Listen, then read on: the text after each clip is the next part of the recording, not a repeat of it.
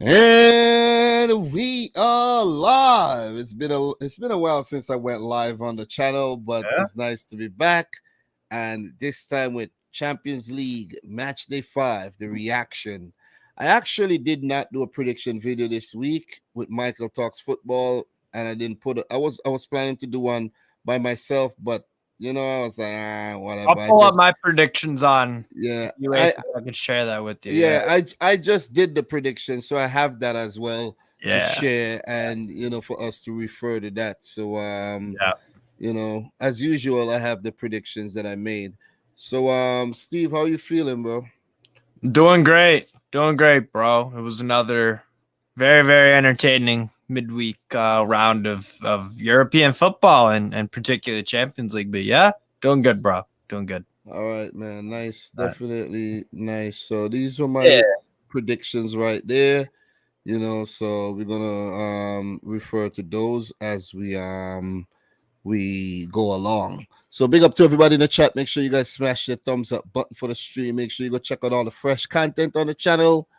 My host Stove is in the house, hotter than ever, coming in with the heat as usual.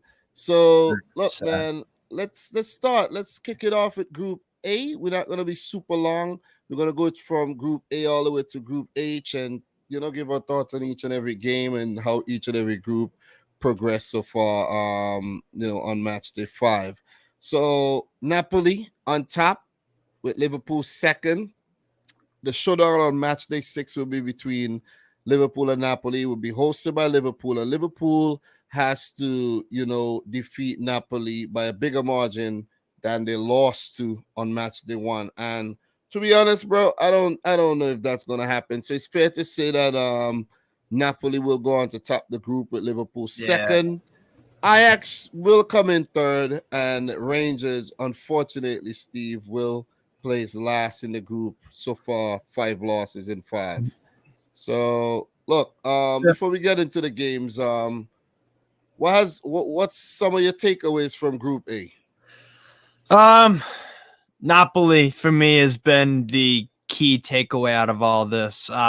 12 straight wins in all competitions. That is on the verge of becoming an all-time club record now. They just need to win, I believe, 2 more games.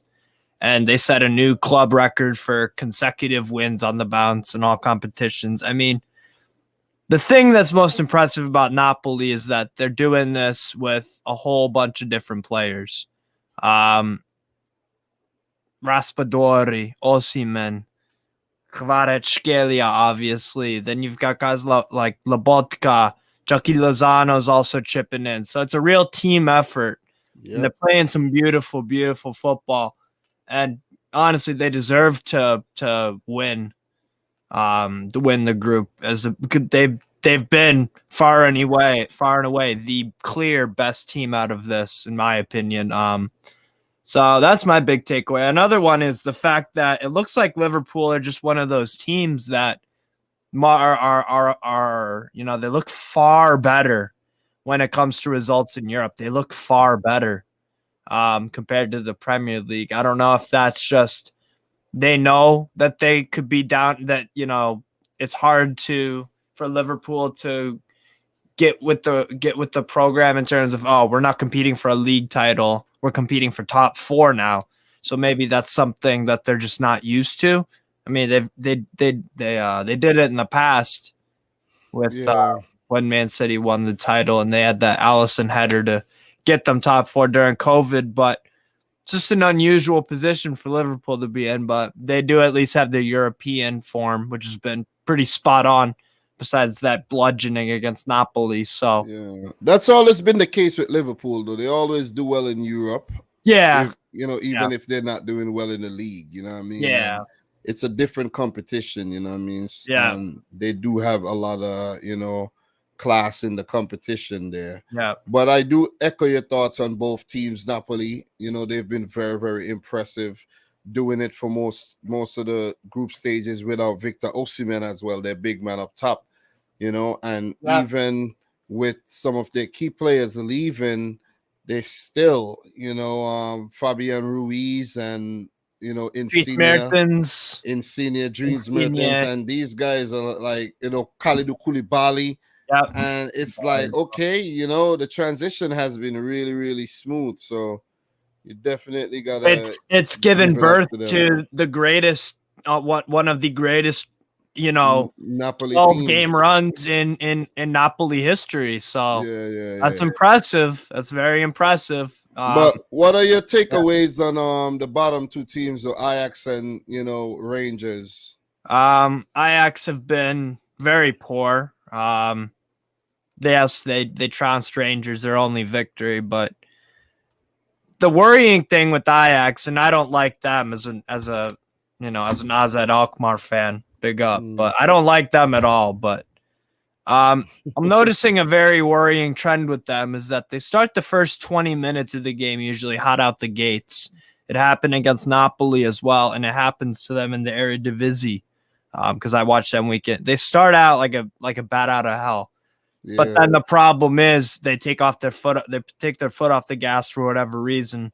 They allow their opponent back into the game, and I don't know if that's something that Alfred Schroeder wants them to do, or if that's just something they do. I don't know.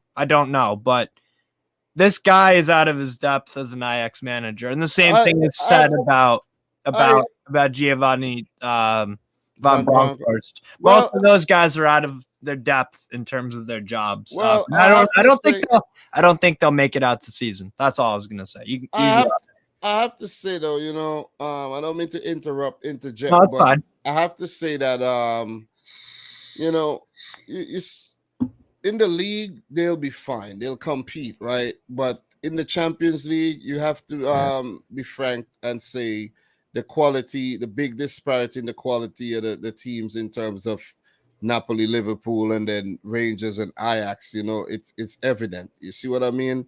With both teams selling a lot of key players during the summer and not replacing them adequately. For Ajax, it's going to take time for them to get back to where they were before. You know what I'm saying?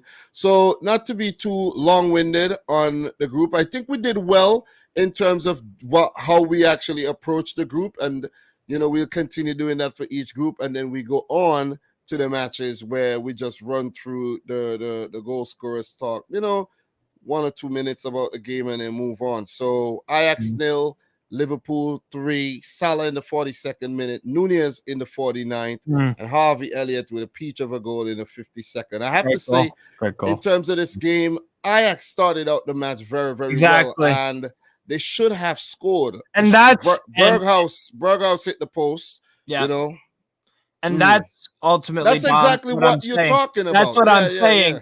And the thing is, right, this is a wounded Liverpool team. When you play these teams, you need to take your chances when they're presented. End of story.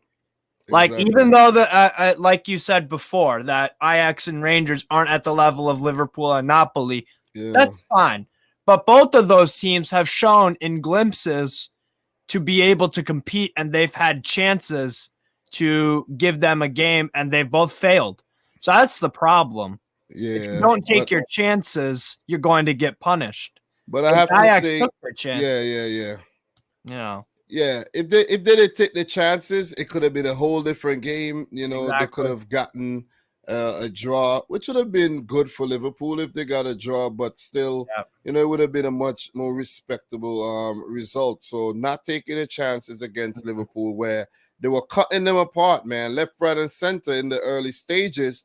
And then when Liverpool eventually scored their goal through Salah, I'm not going to say it was against the run of play, but it was, Liverpool had to, fend off that early threat and then grow in the game. And then they just scored those goals in quick succession, and basically they put the game to bed. And the rest of the second half there was quite routine where, no team, Liverpool had already won it and they didn't really want to go too hard, and Ajax out of it already, so just routine. And you got to give credit to Liverpool there for, as I mentioned, for dealing with the early threat of Ajax and not even playing the match in a mind state to draw. They went out there and played very attacking football with intentions to win the game. You know what I'm saying? Yeah. And kudos to them for that, man. You know what I mean? So massive win, and you got to give Liverpool a lot of credit as well for bouncing back after that loss against Napoli there.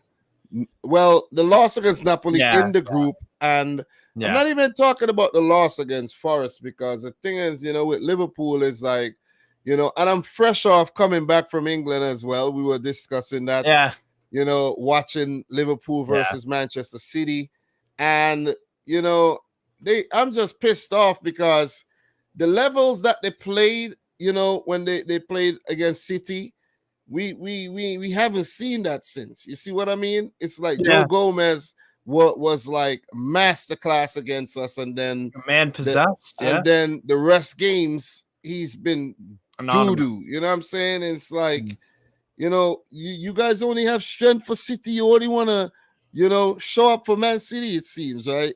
And that's poor. That's poor. Yeah, but it was a great game. It was good watching Liverpool play at Anfield as well. Yeah. And, definitely a night I won't forget, man. Yeah. So, Steve, what was your prediction for this game, though? Yeah, so my prediction was you went with what? 2-2? I actually went with a draw. I went with 2-1. Liverpool, actually, funnily enough. I went with 2-1. Just because Ajax have been they've been as inconsistent as Liverpool to some extent. PSV would probably be the better comparison, but with Ajax, I don't see Schroeder surviving this season. I think he will get sacked at some point this season because I think he'll survive. I think he'll survive, being that they know they sold a lot of players and they'll give him a little leeway.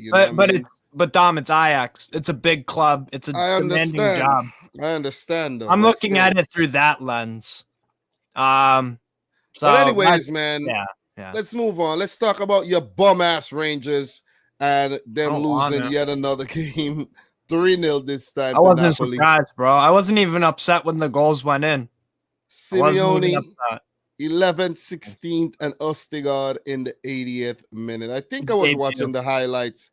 I was watching the highlights, and then my phone died when I came downstairs, so I kind of missed the last part of that, but it doesn't really matter. Napoli has been on fire this season. They took this easy. They took this game so easy. They were in.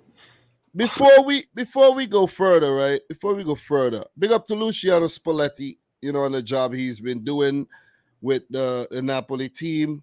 But look, guys like Raspadori has been on fire this season. Politano. But there's one man. He wasn't even involved. They didn't even risk him. Kvara. And his name is Kavica Kvaratskhelia. And Steve, do you know why I actually pull up his profile? I want to talk about him a little bit. Do you know why I pull up his profile? This is a brilliant player, and you called it before Napoli signed him that he is going to be. And what else? What else? Have have you heard him linked to anybody? I don't think so. Yeah, he's actually been linked to the move to Man City lately, bro. Oh my God, that's game over. That's literally game over. Yeah, he's been linked to the move to Manchester City, man. Let me actually, copy his name and put it into the search and see what pops up in terms of the links, and you'll see exactly what I'm talking about. So let me just throw that in. Napoli could make some serious money off him. I'm telling you something. I don't think he'll go for crazy amount. 100.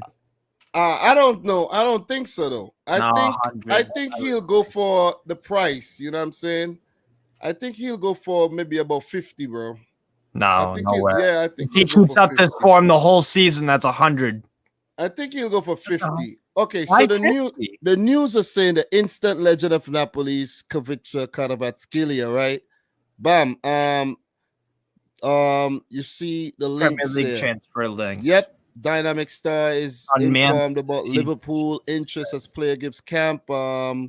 we have over here, goal.com. Napoli revealed transfer stance on Man City linked Kvaratskhelia as sporting director reacts. Let's just click on this.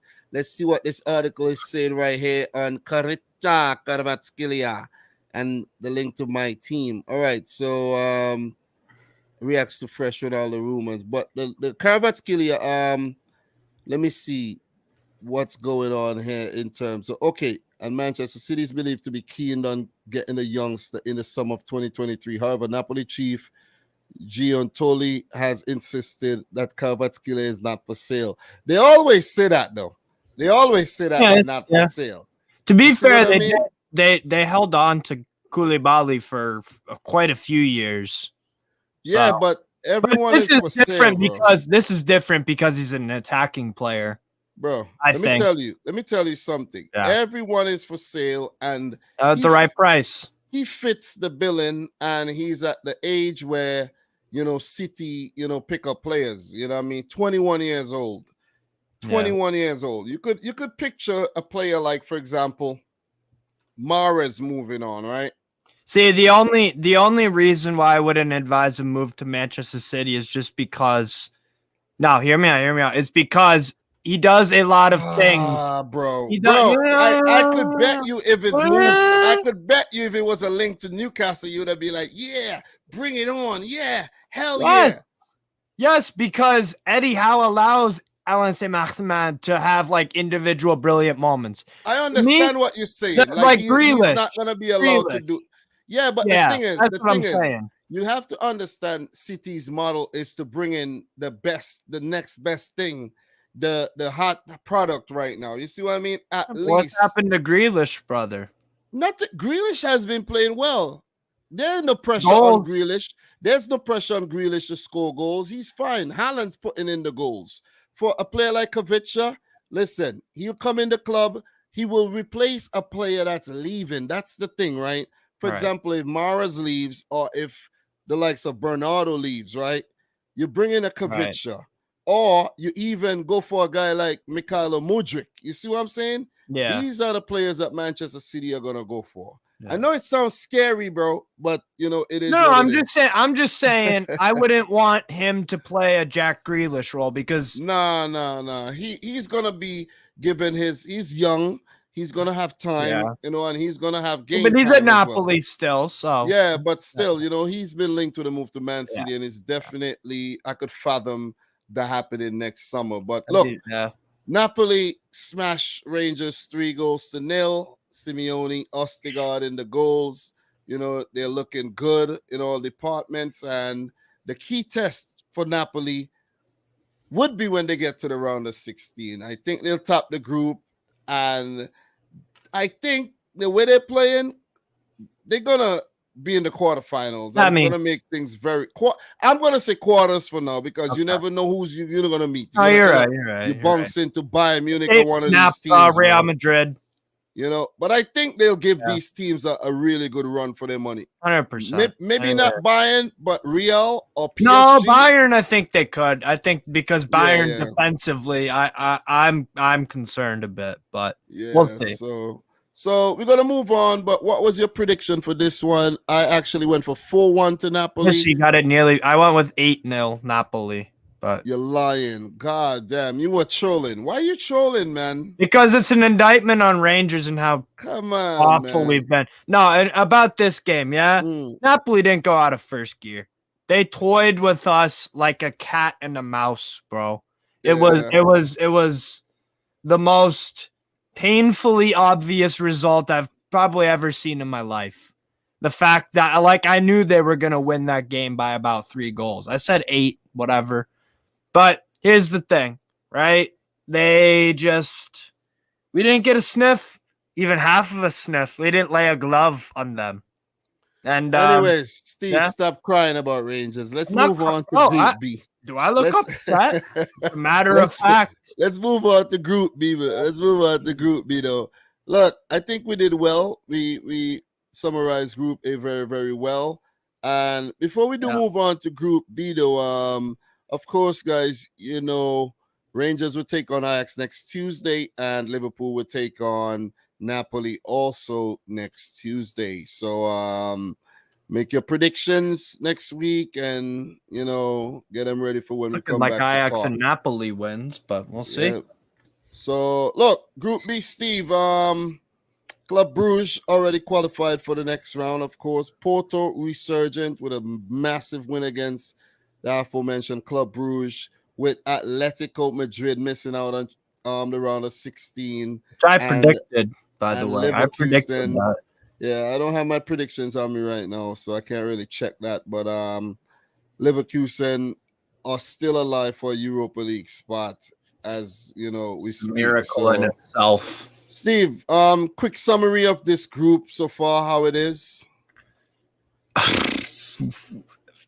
Gotta start with Club Brugge. Who the hell saw this coming? I mean, yes, they lost 4-0 to Porto, but they did their job. So ultimately, the next game for them is they just want that, the number 1 seed. But yeah, they're a brave side.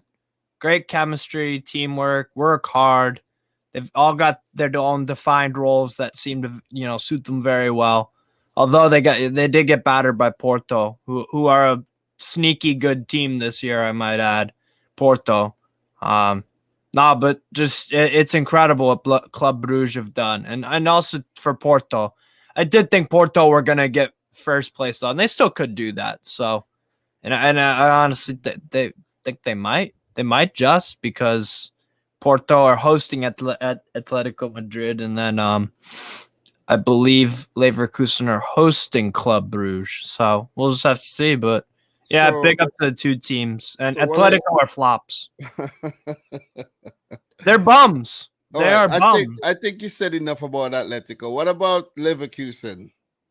They're even more bums, but you know what? It's an indictment on how bad Atlético Madrid have been, that they could possibly lose their Europa League spot to a bottom 3 Bundesliga club right now, which is inexcusable, by the way, with the talent they have. But I actually do think Leverkusen will go down because they can't fix up their defense. I honestly see them getting relegated. No, you're bugging out, bro. No, I'm not bugging out at all, because I think Diaby's going to be leaving in January, I think. Where's he going? Newcastle? Yeah. I think we're absolutely in with the shot of him, because if there's been links. Yes. Oh yeah, in the summer. Oh, but nah, bro, they're not going down, bro. Calm. No.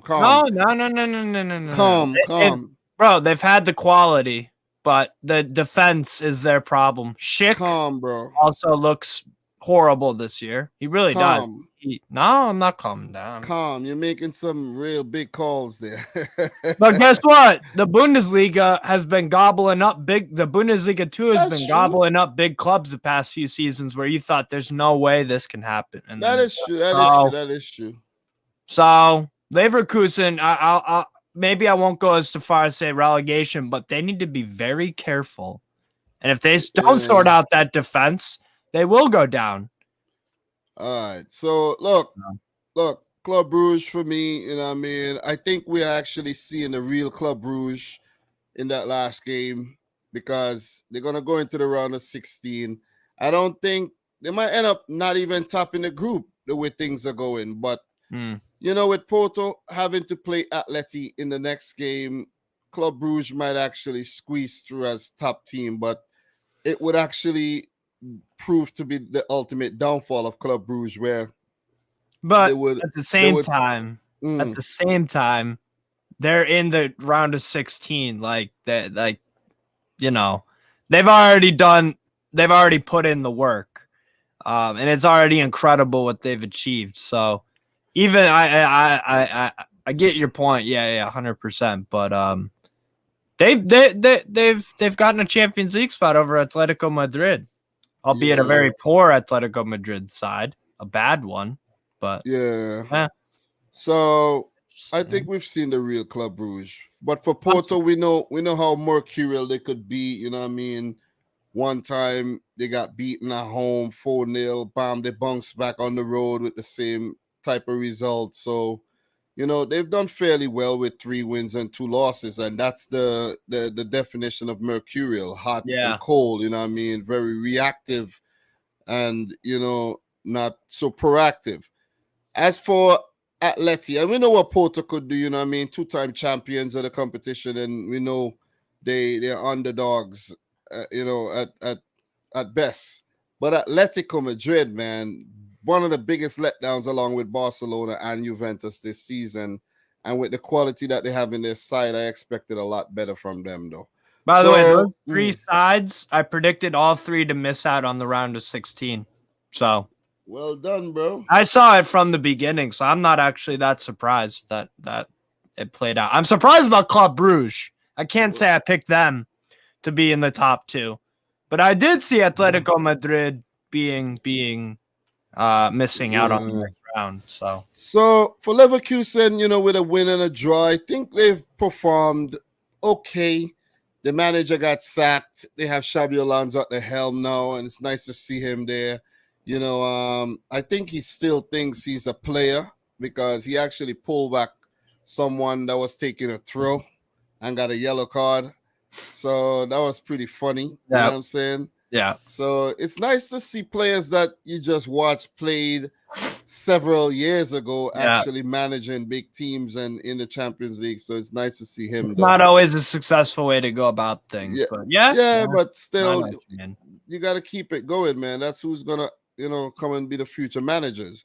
So, look, just to touch on the results really, really quick, man, I have to say, I got to say, look, the Club Brugge Porto game, pretty exciting in terms of the match itself because decent game. Both games, I think it's more than decent because look, remember when Taremi scored, right? Yeah. Taremi scored, Club Brugge was in the game. They had a few chances. And then they got the damn penalties. Oh my God. And Diego Costa saved it, but someone encroached. And then Noah Long stepped up to take the second one, and he got saved again.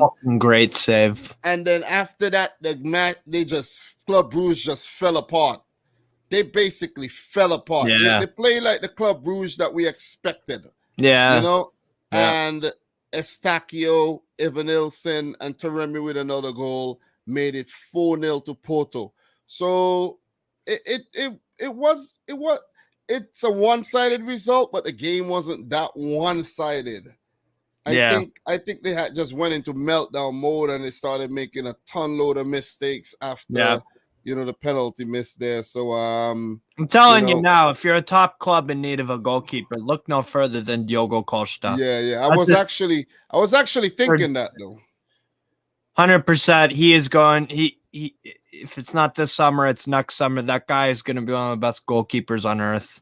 Mark my words. I see it. I rate this kid so highly.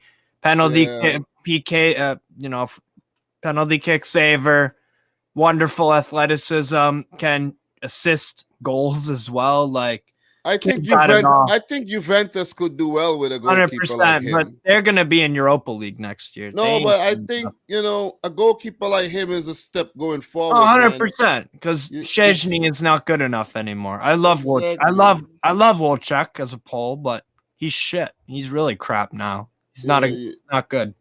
You're sticking with Szczęsny is not really a step in the right direction, man. So, look, I like to take the time to big up to everybody in the stream. Make sure you guys smash the thumbs up button, for the stream as well. Appreciate that. Steve, what was your prediction for this one? What was my prediction there?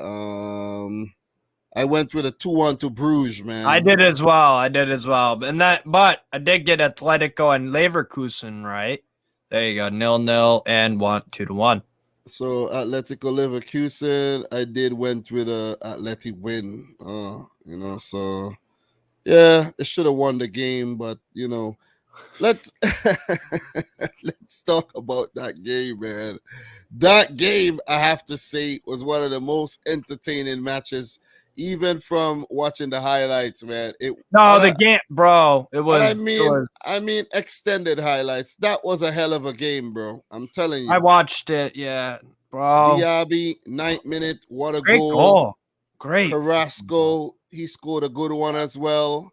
Then Hudson-Odoi scored another good one. Yeah.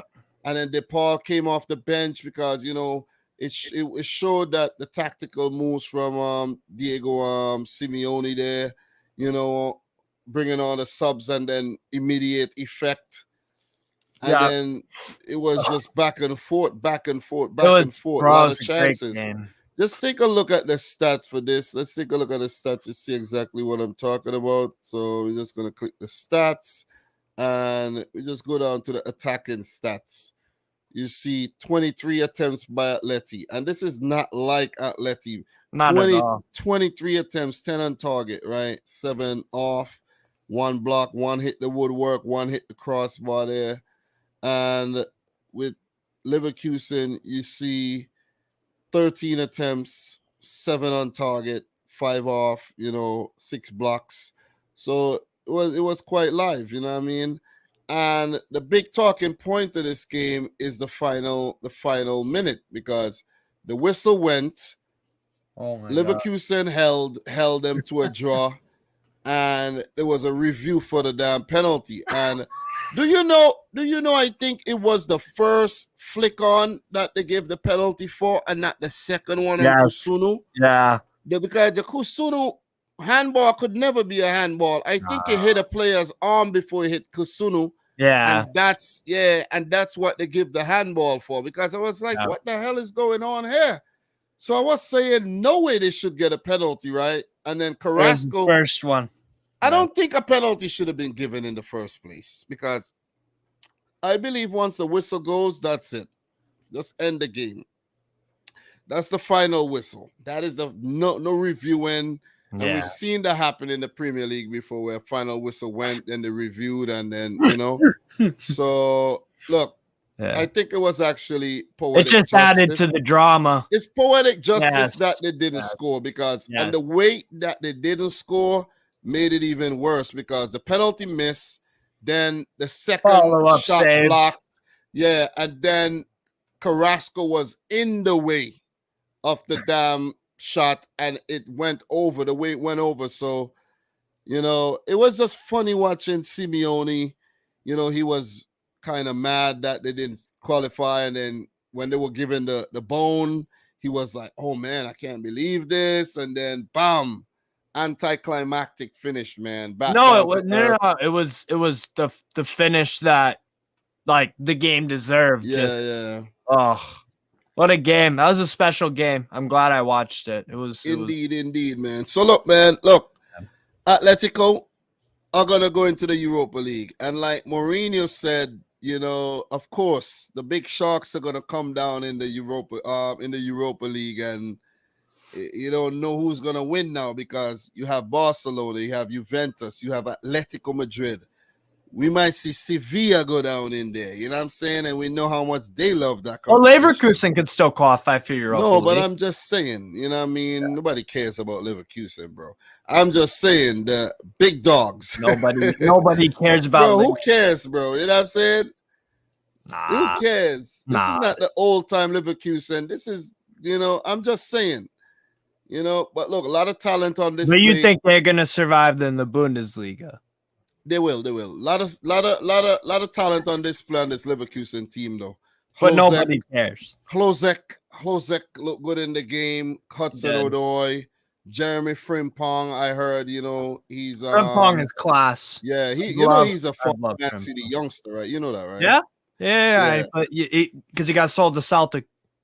Yeah, but anyways, man, we're not gonna stay super long. We're gonna keep it moving. We got a lot more to talk about, and in terms of the next games, it's set up really nice in terms of who's gonna get the Europa League. Leverkusen versus Club Brugge, and Porto versus Atlético Madrid.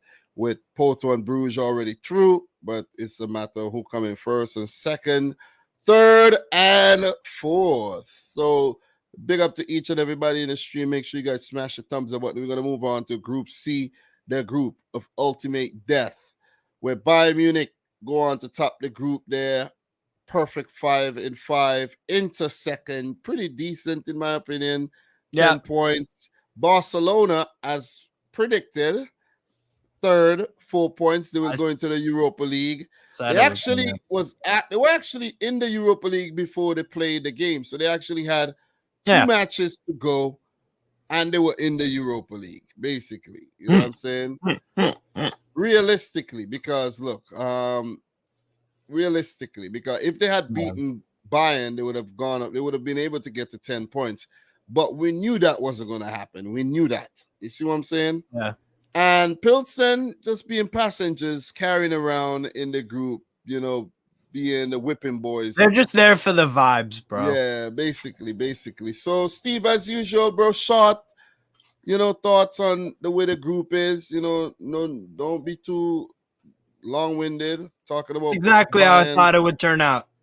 Okay. Place for place. I knew Bayern was going to get first. I knew Inter were going to get second. I knew Barcelona were going to flop on their belly and let everyone tickle them. And I knew Plzeň would do even more of that. So there you go. All That's right, well said, it, bro. huh? I love it. But look, Bayern Munich still looking like a force to be reckoned with, you know, very, very deep and multi-dimensional squad. New players brought in, and they, you know, bringing their A game once again under Julian Nagelsmann. Inter under Inzaghi, you know, they're looking solid. They're looking more solid than previous seasons in the Champions League, you know, showing their squad depth as well. And, you know, it's going to be interesting to see what they do in the round of 16. Kudos to them for getting through, you know, into that second phase. Barcelona, I don't want, you know, we can't be too harsh on them because it's a bunch of kids, man. You know what I'm saying? You got to really look at it. Gavi and Pedri and Ansu Fati and Eric Garcia and Koundé and all these guys. These guys are still finding then they should go play for Victoria Plzeň if they can't handle the pressure of playing for Barcelona. Yeah, but I know the Ajax kids did well in the past and everything. But look, these guys, I don't know what we expect. I never expected anything from them. You see what I mean? No, I know. But you know what? Barca fans thought that they were going to do everything. They thought they were going to go for trouble. Of course, man. And then, you know.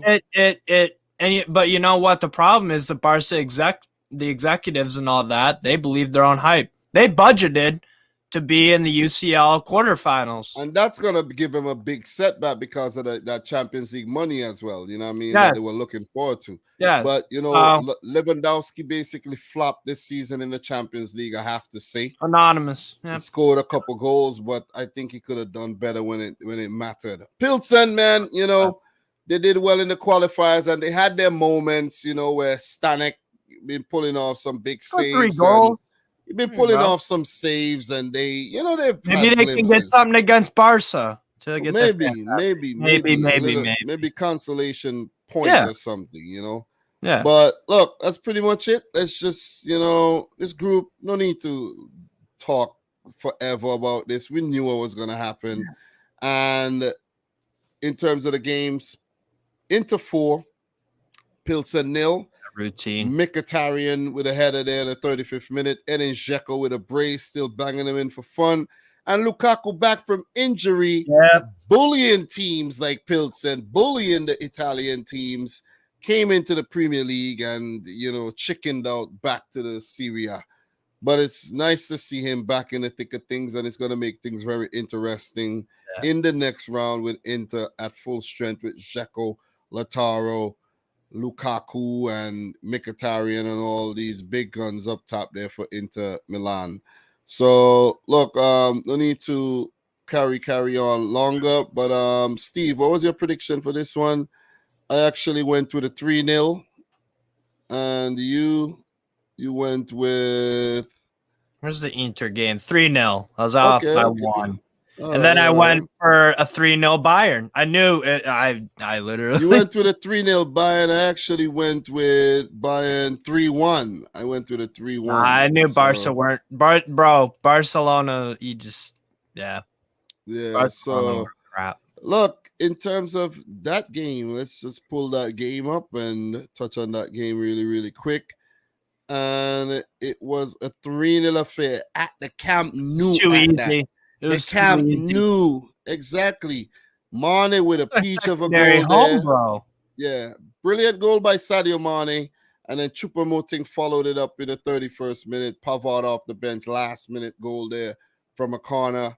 It was routine, man. It was way too easy too easy. No, it was. It was. Gnabry scored a goal that was disallowed as well. That was a good goal, but it Yeah. was too easy though. I can't remember, all right, in the highlights, I can't remember him actually making a save.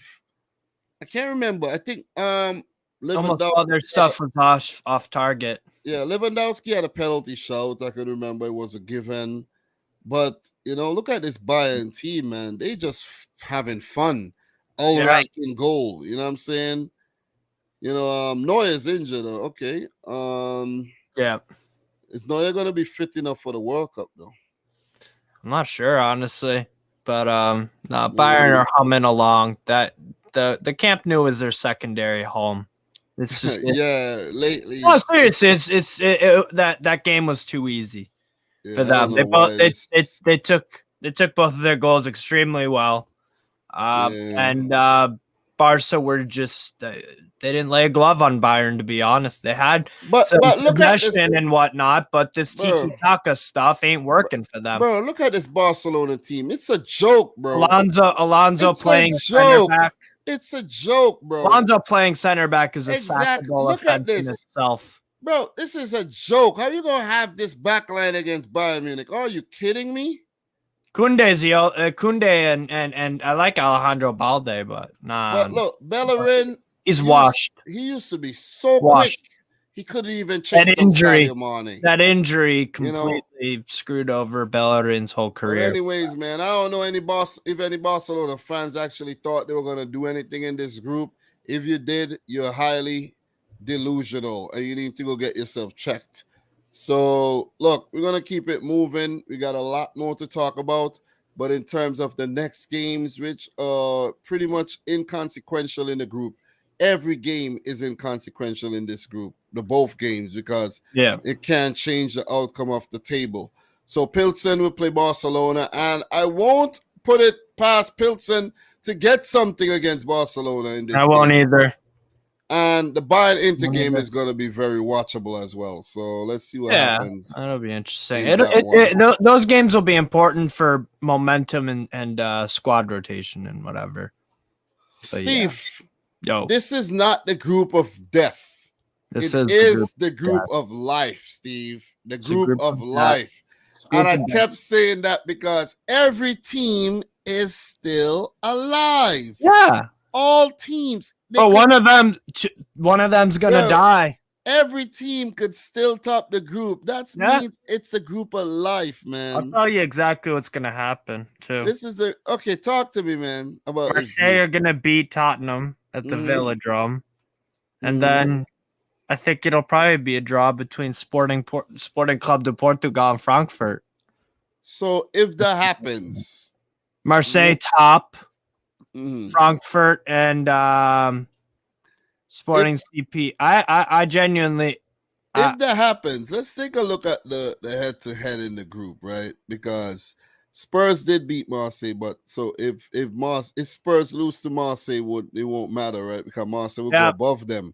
9. So Sporting would be above Spurs if they draw. And with Spurs and Frankfurt playing 0-0 and a 3-2, Spurs would have the better head-to-head over Frankfurt if Frankfurt draw their game. Would get if Frankfurt and Sporting Club de Portugal ends in a draw, that means that means Frankfurt comes in last.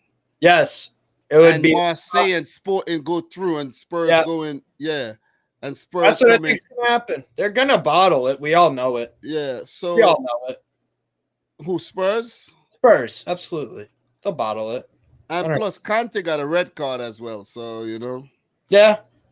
So look, this group is the group of life, man. It's very, very complicated. We'll call it whatever you want. It's a very difficult group to predict. It's a group. It was always gonna be this tight, wasn't it? It was always gonna be this tight. Definitely. So, look, man, I don't even know, bro. I don't even know what to say about this group because every team's been inconsistent. Look at that. Yeah. Marseille with 3 losses, Frankfurt with 2, Sporting with 2, Spurs with 1 and 2 draws. You see what I mean? They're top in the group at the moment, but they could still end up placing 3rd. Yeah. You see? Yeah. So I don't Wild. know. I don't know, man. I don't know how it's gonna go because look, one of Frankfurt could win that game. You see them? They could win it could go anyway. That's all I gotta say about this, man. Entertainment galore. Look, Very, what I very gotta say, my summary for this Group D. Spurs are being Spursy, Yes. as usual. 100%. Sporting, last season we know how they lost the first 3 games and bounced back. So we could see anything happen with that. And with you saw they got a good result against Spurs in the last game there, 1-1. Frankfurt as newcomers, I think they've done fairly well, and Yeah. they will at least, I think, get Europa League if they don't go through. I don't think they're gonna come in last. And Marseille, it's like Spurs. You don't know what's gonna happen, man. You really don't know. And all of these teams are so that it was truly these teams were meant to be because they're all so wildly inconsistent at times. Yep. And then you get this. So Good Steve, game. what Good was your game. prediction for this one? I went with a 1-0. I actually went with a 1-0 over Frankfurt over Marseille. So that was Bro, a I was on a quality tear. prediction. I was on an absolute tear because I got another correct score. Nice. How many points you got though? 51. Or 51. no, sorry. Yeah, 51 this week. All right, let me see what I got this week in terms of points though. I actually got points this week, Steve. Let me see what I did. Oh man, I only got 41 points this week. Oh, I gave you but but that's good though. I got 41, 41, and 37. So I've been doing good. Nice. I've been doing good. You know what I mean? I ain't gonna. You know what I mean? That's quality amount of by, points. By far my best week of predictions. You know. So look, man. Big up to everybody in the chat. Make sure you guys smash up the thumbs up button. Appreciate y'all indeed. Look, Daichi Kamada. We know how he loves to score goals in European competition. And then Guendouzi bagged one. That was a good goal. And Kolomuani in the 27th minute to give Frankfurt the win. They held on. So 2-1 win to the newcomers. Imagine if Guendouzi knocks out Spurs. Yeah, that would be crazy. As a former Arsenal player. I don't think he cares. I don't think he has any loyalties to Arsenal. No, but remember, there's Alexis Sanchez there as well, former Arsenal man. There you are. So yeah. No, imagine if M2 scored a knockout Spurs. That'd be fucking hilarious. Yep. Oliver Glasner, man, big up to him. Won the Europa League with Frankfurt, and they're doing well, man. Quality team. You look around this team, you know what I mean? They've been on great form recently. They look good. 4 wins in a row. They destroyed Leverkusen at the weekend. Great game that was for. They beat them 5-1. They were so good on Saturday, and then this game, they just managed it out. They managed it very well. It's a good team, Frankfurt. You gotta look out for them. I wouldn't want to draw them. I'd rather play like a Spurs or something. Nah, bro. Give me them, bro. They come in second. Just send them over to City. I'll take them. I'm not sure. I'm not sure about that. You crazy, bro? That'd be a walk in the park, bro. What are you talking about? Oh yeah, because AS Monaco a few years ago was a walk. Bro, that was a little deep. That wasn't deep. Olympic Lyon was a walk in the park, bro, wasn't it? Listen, man. They trust me. We're gonna. Olympic Lyon was a walk in the park, right? It's definitely gonna be a walk in the park. Yeah. So look. Tottenham won, Sporting won. Marcus Edwards come back to haunt Tottenham again, and Bentancur in the 80th minute. But the big talking point was the last-minute winner by Harry Kane that was chalked off because of an offside. So apparently, it happened to a nicer club. Yeah, apparently the man himself wasn't in an offside position, right? Because he was like heading the ball back to the man, but the ball was actually in an offside position, if you really go and you check and see what happened, So when you look at it, you're like, how is that offside? You know what I'm saying? So, yeah, that's what happened. So it had to be messy situation. But I think it was the right call. It was the right call, I think. But it's the, you know what? It's the way they celebrated. VAR could be so harsh, man. The way they celebrated It's the right was, call, according to you. but it's the way they celebrated, man. Harry Kane, Conte, these guys were. I'm glad. Bro, couldn't happen to a nicer club. With the Spurs battle job experience continues.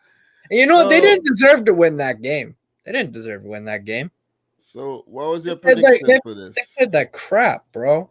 I went crap. What was my prediction? I went with a 2-1 to Spurs. It was almost a 2-1 though, but I went with 2-0, unfortunately. For Spurs, yeah. We almost got the predictions right, but you know, VAR, man, VAR.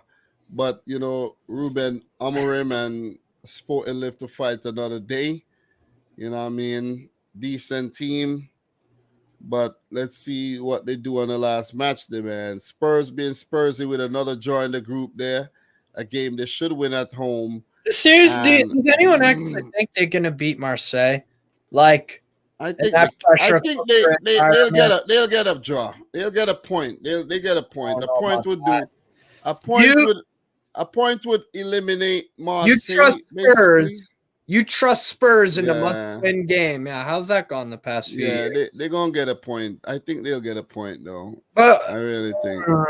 Yeah, brave. That's a brave call. I think they'll get a point, man. So, look. It's brave.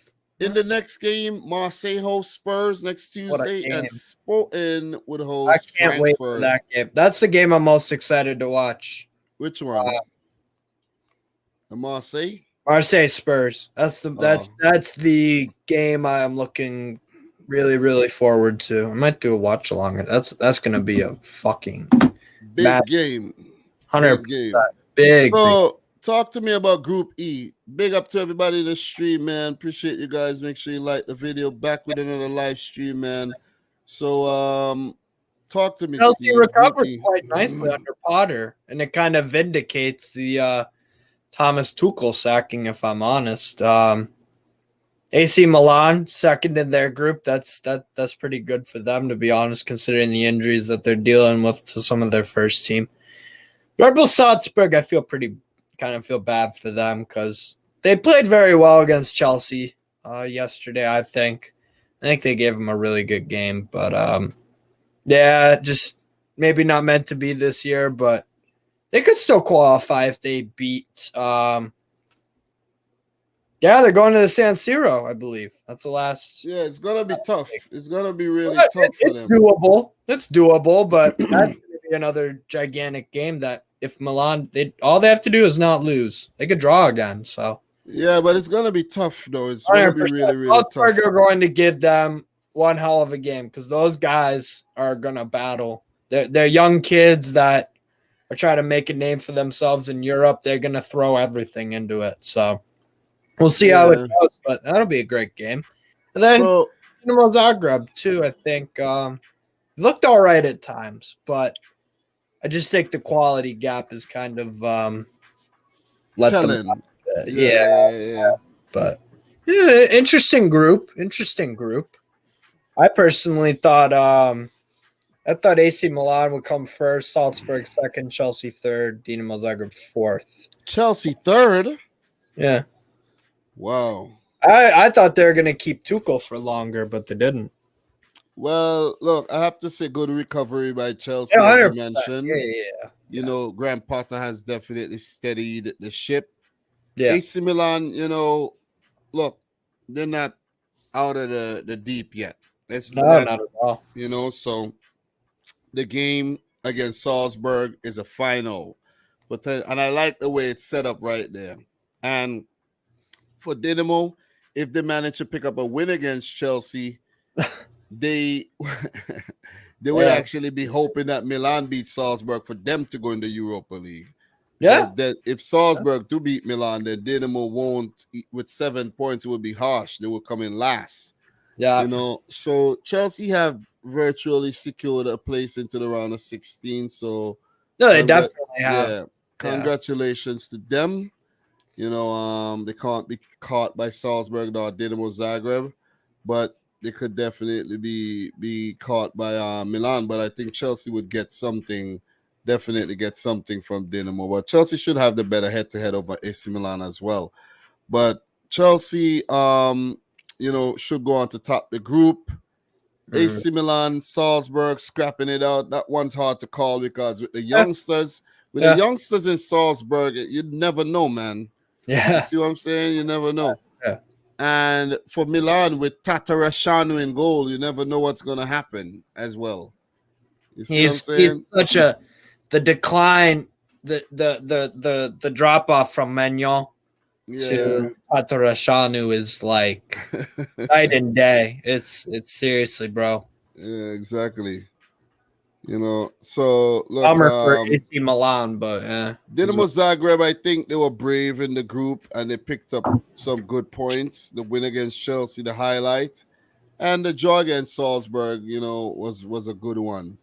But out of their depth there against AC Milan and away to Salzburg, against Milan in both games and against Salzburg, on the road. So it's going to be tough for them to get anything at Stamford Bridge, though. So, look, we're going to keep it moving. We're doing well, Steve. We're not even hit an hour, and we're in Group E. We're doing well, man. So, we're going to just finish off Group E here, talk about the results, and Dinamo. It was a good game, the Chelsea, and I also watched a bit of that one as well. Yeah, I watched a bit of the Chelsea Salzburg game. Yeah. So, Gabia. First goal, I think, for AC Milan as well. 39th minute. Yeah. Rafael Leao is growing in stature as well. And unbelievable player. Yeah, I think I think AC Milan will keep him because I don't think anyone's gonna fork up the money though. That's a lot of money, bro. 150 million. I don't think anyone's gonna pay that money right now. Probably not right now, but we'll see. We'll see. What? He's good. There's a certain club up northeast who like to, Nah, you guys. I was actually reading something, and your director, your director was saying, as much as you would want to spend every season, you have to spend smart, and there's FFP rules. Oh yeah, of course. So. With spending. No, I was joking. But you and I got to do something on the Newcastle. You and I got to talk Newcastle though, because I got to do a follow up to my Newcastle video. But I want to do something in terms of the players who could leave, and who like in a way like improving the team by getting rid of some deadwood players. And bringing in some quality players, but not like, say, for example, spending 100 million on one player. So I know. I've got some logic. You use your purse and then you bring in 6 players with the purse. You see what I'm saying? 100%. Yeah. And you freshen up the team. But with that being said, man, Leao in the 49th, Giroud from the penalty spot in the 59th, and Ljubicic own goal. Quite unfortunate. Giroud had a lot of chances though. But only put it with a penalty. So routine stuff by AC Milan, and it's difficult to win in Croatia, but they did so, and they did so handsomely. So big up to Pioli and his boys. They're doing well. The big test would be when they get into the round of 16. So Rafael Leao, the star, Zlatan injured, Mike Maignan injured, so hopefully for them, they'll have those players back after the World Cup when the round of 16, is going to actually resume. So, you know what I mean? So, look, with that being said, bro, nice to see Ribic in Croatia. He almost scored a couple of times. Yeah. Tonali had a good game as well. They have a lot of talent, 100%. Yeah, Hernandez is a player always. Theo Hernandez, always admired him, but, he's still there. And we're gonna keep it moving though. The next game, Chelsea Salzburg. Let's talk Chelsea. Good performance from Chelsea for the most part. Yeah, Salzburg did well to get back. They did well too. Yeah, no, they put up a hell of a fight. Absolutely. Good goal by Kovacic there. Open. Wonderful. His left foot to score. Yep. Weak and Adamu in the 49th minute, and then that's a brilliant. Havertz scored a really great goal there, man. We got to talk about Adamu's goal though, because remember, Started off with Gallagher. I missed that goal. So what happened was Gallagher turned it over on the edge of the box. There's a 50-50 right around the halfway line. Adamu won it, passed it out to oh damn it. I forget who it was. Yeah. They went on the counter. So Adamu tracked back, won the ball, gave it to his teammate. They go bursting down. Beautiful cross across the Chelsea center backs, and Adamu finished it off. So he worked his ass off for that goal. I think Adamu's going to be a top player, to be honest. The Havertz goal was wonderful. Really good, man. That was really good. I love the way it. Oh my god, the way it hit that bar just. That proved to be the match winner at the end of the day. But look, good game. But just briefly, man, with Chelsea though, under Tuchel, Chalobah was basically doomed for a loan spell, and then they kept him for cover, and he wasn't playing. And now under Graham Potter, he's starting every game. Exactly, every game he's playing. Because the injuries. Look at what you call it? Wait, Koulibaly's injured. Yep. I didn't even realize he's injured. Chelsea got bare issues with injuries right now, bro. Koulibaly just got injured, bro, this week. Yeah. Yeah, he just got injured this week. That's why I'm saying Chelsea have lots of issues at center back with injuries right now. You know, Fofana's also injured. Yeah. But it's crazy how Mendy was the big boy now it's Kepa. Exactly. Yeah. And now it's Kepa. Kepa's been pulling off some huge saves. But look, we're not gonna continue going down that rabbit hole. But look out for all the youngsters on this Salzburg 100%. Team to have a bright future. Adamu is my pick of the bunch, by the way. I love Junior Adamu. But Šeško is the man that's he's going to Leipzig. I think Okafor, Sučić as well. I like Luka Sučić. Kjaer, there's a lot of good youngsters in that team. That's just the Salzburg way, really. Yep. Maybe Jesse March should have stayed there. Yeah. So look, in terms of the next game, Milan plays Salzburg and Chelsea will host Dinamo. That'll be a good game too. That'll be a very good game. I'm intrigued with that Salzburg Milan. Yeah. So big up to each and everybody in the stream once again, guys. Make sure you smash up the thumbs up button.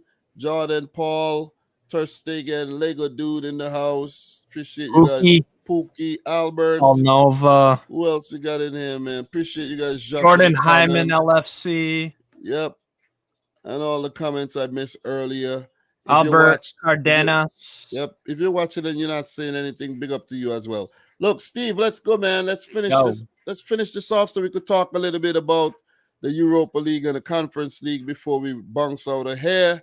I think we're doing very well in terms of the Champions League. So, look, Real Madrid are through to the next round. Yeah. But they're not sure if they're going to top the group as yet because of that loss against Leipzig. Leipzig, bouncing back. Performance. They bounced back after that loss to Shakhtar early. Celtic,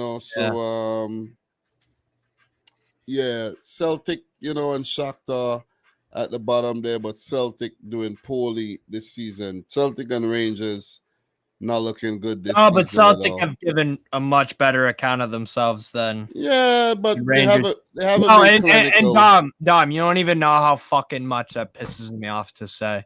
You don't even know how much that literally I'm so pissed, bro, that we've been like the laughing stocks of this tournament. Even Celtic have done better than us. I'm embarrassed, bro. Completely embarrassed, but it's what it is, I guess. But did you freeze? Yeah. Oh no! No. Oh, you're just looking at your phone, bro. You literally stood still like a statue. I was just responding to a text message there. Somebody was calling me. So I got it. Bro, you literally stood still like a statue. I was like, oh my god. Yeah. How did you do that? Jesus. You didn't even blink. So look, man, I'm pretty surprised with Shakhtar this season with all the players.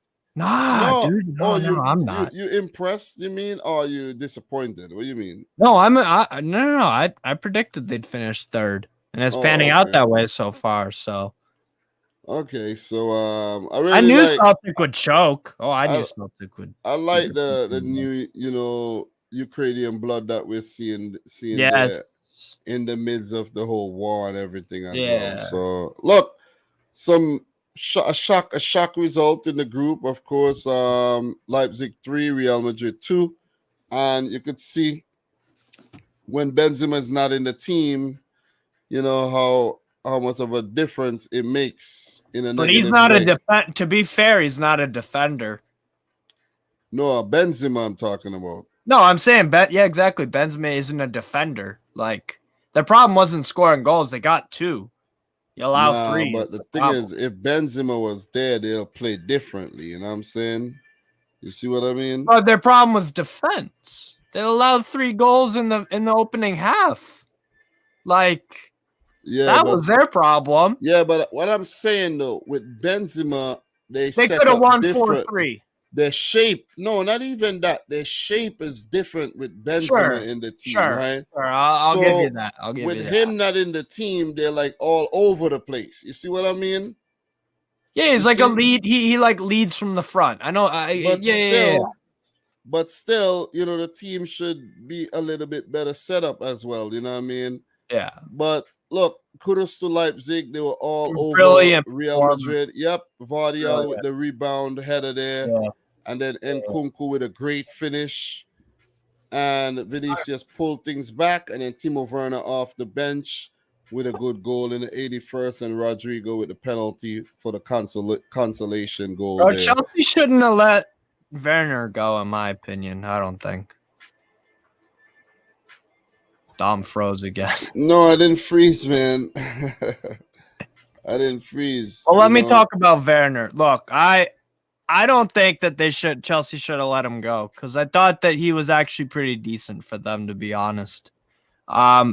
He did stuff off the ball, and honestly, if you look at his goals and assists, it wasn't actually all that bad. And the thing is about Timo Werner, someone who's watched him for years and years, the guy missed sitters at Leipzig too. Bro, the guy is just suited for Leipzig and the Bundesliga, bro, to just No, but he did decent at Chelsea. Nah, he didn't do crazy. What are you talking about? The man I'm played not crazy. Almost 70 games and scored about 8 to 10 goals. You're talking about? No, he didn't. Yes, that's his more stats. than 8 or 10. No, bro. That's Timo Werner's stats at Chelsea, bro. I'm telling you. Look it up right now. You'll see exactly what I'm telling you. All right, we'll look it up. Timo Werner, bro. He 8 or 10 goals across 3 seasons? No, he has more than that. He flopped at Chelsea, bro. I'm telling you. Flopped. I think flip flop. No, 89 games, 23 goals, right? 23. But in terms of the Premier League, 23. But I'm right with the Premier League. 56 games. You didn't say that. You didn't say the Premier League. Steve, I knew what I was talking about. 56 games, 10 goals. I was talking about the Premier League and not really in all competitions. He's a winger. Bro, 56 games, 10 goals is poor. He had 23. Bro, he came in as a striker. What are you talking about? No, he didn't come in as a striker. He played as a left wing at Leipzig. My brother in Christ. Mm-hmm. I watch Bundesliga religiously. Bro, he's a Bundesliga bully, bro. Yeah, that's fine. And that's fine. Look, that was a great assist by Simikan, man. He got a lot of pace, Big up Mohamed Simikan, former Strasbourg. Yep. I love him. Yep. I love Simikan. But Real Madrid, they look a little out of sorts in this game.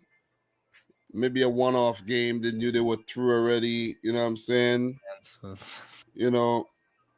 This guy's really annoying me in this text message, man. You tell some people you're live and they just don't care, bro. You know what I mean? They just keep messaging me like, oh, man. So, no, back on the Leipzig game, I thought they were brilliant. They really were. I think this team has the minerals to really, really do something special. And I think Marco Rules' philosophy is now starting to take some kind of shape.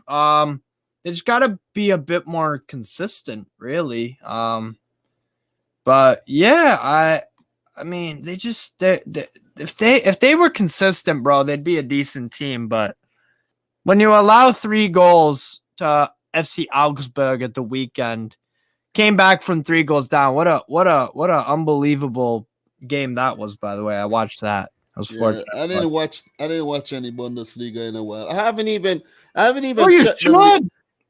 checked the league tables in the other leagues for a while. I don't know what's going on. Union Berlin are still top. Yeah, I know. Oh, okay, fair enough. The top 4 right now are all in the top 4 German teams in the Bundesliga right now are Union Berlin, Bayern München, Freiburg, and Frankfurt. Yeah, so Dortmund are actually out by a point. Bayern is still gonna win the title. So we'll see. We'll see if Leicester can win. If Leicester, hey. But I have to say though, not to go down the rabbit hole, I have to say Ancelotti looked kind of shell shocked on the touchline in this game. They're like, you don't get beat like that. Yeah, he was like, "What the hell is going on here?" No, Leipzig just took their chances, and that's what you got to do when you play a mammoth like Real Madrid. So but they look very experimental here, so you could give them a pass. You know what I mean? Because you don't find Vinicius Rodrigo and Asensio starting games together, right? Yeah, and you could see the midfield of Tchouameni and Camavinga. That's still a decent midfield, but it's inexperience. You know what I mean? You needed run of Modric. Modric could be in there, or you could have Valverde up there as well. You know what I'm saying? And then Lucas Vazquez is like really like, you know what I'm saying? Getting up there in age. Yeah. Yep. I thought Leipzig were good value for their win. I certainly didn't predict it. I went with a 2-1 Real Madrid, but what did I go with? Let me see what I went with here. My prediction here, Real Madrid. Where is that? I went with a Real win, I think, if I'm not mistaken. Yeah, 2-0 win. See, I went with 2-1. Yeah. I went with 2-1. Hey, big up Marcel. Big up Marcel. I am a Liverpool hater now, so big up to you, my friend. So let me see what you went. Did you know I'm a Liverpool hater? I am because I went with 2-1. Yeah. I'm a Liverpool hater, but I predicted a 2-1 win for Ajax. How strange. Yeah. So look. Let's just move on, man. Big win for Leipzig. Got to give him a lot of credit for that one. But let's talk about the other game here, man. Shakhtar versus Celtic. Yeah. And I did predict a drop. An eventful game. I think I got that prediction right, though. Celtic very Japanese heavy. The Japanese, had their put their spell over the game there. I went with 2-1 Shakhtar. But this guy Mudryk is a whole nother beast, man. Like, I know for us, bro. Yeah, I know Kvaratskhelia. I know Kvaratskhelia is a gem, but this guy Mudryk, man, He's something else, bro. Special player. 100% facts, Dom. 100% facts. There you go, Marcel. Oh, man, this guy got up to change his shirt. Just to piss off Marcel. But listen, man. Mudryk is a gem, man. I like Mudryk. I like him. Very, very good player. Really, really like him. Shakhtar should have won this game. Mudryk, yes. Bondarenko own goal in the 10th minute, Mudryk in the 29th. Celtic had a lot of chances they didn't take, and then Shakhtar had this is the away leg. Mudryk, wait, I clicked on the wrong game? Yeah. But yeah, Mudryk did score. Park. Yeah, Mudryk did score in the game too, so I clicked the wrong game. But look, let me scroll down to the right game. Where's the right game? Anyway, yeah, there you go. The other one. But There look, you go. I'm telling you, bro. Shakhtar had a chance. Yeah, we did. Okay, so Gia Kumakis in the 34th, and then Mudryk in the 58th. Bro, what a goal it was. That was a great goal. I was going nuts, bro. What a fucking goal. The miss, bro, by what's his name? Sikan right here. Danilo Sikan. The run by Mudryk and the square, and then Sikan had a bad first touch, and the ball trickled away. Oh my God. Oh my God. That was one of the worst misses I've ever seen. Yeah. If that was Raheem Sterling, the internet would be destroyed, bro. I'm telling you. You know? Here's Dom and his Raheem Sterling agenda, even though the only player who has scored more goals under Pep Guardiola besides Messi is goddamn Raheem Sterling, but is what it is. And there's Marcella in the chat. Big up to yourself. Man supports like 50 teams. He's a bandwagon. Big up, Marcel. I love my haters. Marcel, chill, bro. Chill out, man. You know what I mean? Chill out, bro. You know what I mean? It's fine. It's fine. Tanya Kishner, big up to you. Appreciate you coming through. And Albert, Shakhtar. Albert in the house. Appreciate you guys. Appreciate AD. AD, continue doing your thing, bro. You know what I mean? And your channel. You know what I mean? Marcel, no wonder you and Dom get along. You guys are both Liverpool haters. What's your prediction for this one? I went with a 1-1 and I got it right. So, you know. I went with 2-1 Shakhtar. But yeah. There you go. So, yeah, because it's Celtic. I fucking hate Celtic. There you go, Marcel. There's a team I really fucking hate. Yo, Celtic. bro. Steve, let's continue doing the quality, assessment that we've been doing of these games, and stop getting sucked in by Marcel and these guys. All right, so it's fine. We still have match day 6 in this group. We got 2 more groups to talk about, but in terms of match day 6, we do have Shakhtar playing Leipzig. In which is this is a final, because if Shakhtar wins, they go through to the round of 16. Because they do have the better head-to-head, and Real Madrid over Celtic, we know that one might get very, very ugly, So, or maybe it won't. You see what I'm saying?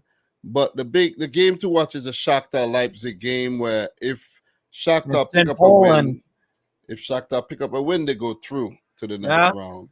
So look, the next group, my group, bro, and I don't know what has gotten into us, bro, but we have not scored any goals in our last 2 Champions League matches. I'm here to give you some unfortunate news, Dom. You ain't winning the UCL this year. Okay, let me say this, right? You're not. No, let me just say this. Let me tell you. See how you guys like to flip-flop? You guys like to flip-flop so much, you know what I'm saying? I never said that Man City would win the UCL. I said you'd win the Premier League at a canter. I stand by that. But no, the thing is, you guys like to flip-flop so much, right? We started well with 3 wins. Ooh, City's looking good. Oh, they're up there. I never said they'd win UCL. I'm just saying. I'm not saying you said it. I'm just saying. And then the moment we draw 2 games where we didn't concede any goals, we didn't score any goals, right? We're still on top the group. We'll top the group. All of a sudden, we won't win the Champions League because of that. Come on, man. And then you have Juventus and Atleti and Barcelona, big-ass clubs like those, getting relegated to the Europa League. Like, welcome to the big boy club, Dom. Come on. We are still unbeaten in the damn Champions League, and there you go. We will go unbeaten as well. And you come in to the conclusion that we're not gonna win the Champions League. You're not. I'm telling you now, bro. I'm telling you now. Man City always find a way to mess up in the UCL. No, but in all fair, I did want to kind of jab you in the just get a little poke in there. Poke poke Papa Dom Bear just a little bit, you know. No, but Marcel, that is he does say facts sometimes. You know, City always walk through the group stages and they flop in the knockouts. We see the same. Bro, we walk through the group stages. We're gonna get all the way to the last 4. We see what happened from there. Stop your nonsense, man. So, let's not get carried away here.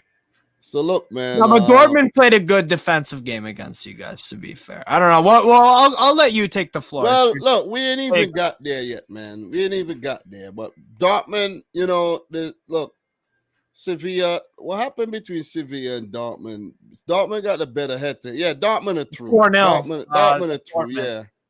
Dortmund are through. Yeah, Dortmund are through. Sevilla and Copenhagen are scrapping it off. Well, Sevilla are through as well to the Europa League. So Copenhagen are out. Sevilla in the Europa League. Dortmund in the Champions League and Man City. Yeah, so it's pretty much where I expected it to be. Yeah. You know what I'm saying? I have to say that. Yeah.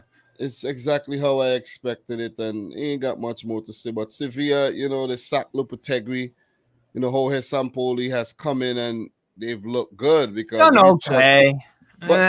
come on, bro. No, the last 2 games. I watched the game. Hear me out, no man. 3-0 and 1-0. That's 4 points. How many points they got in the group? 5. No, I'm just saying, like, the 3-0 on paper. I watched the game. It was closer than meets the eye because those Sevilla goals were late.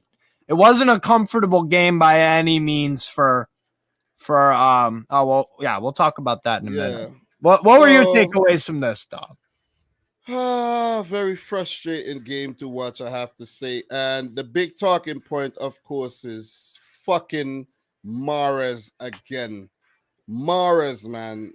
Listen, I like Mahrez, but it's like, come on, bro. Can't take penalties, man. Nah, he can, though. If he got a good penalty record for City, but the ones that he missed, we seem to remember them.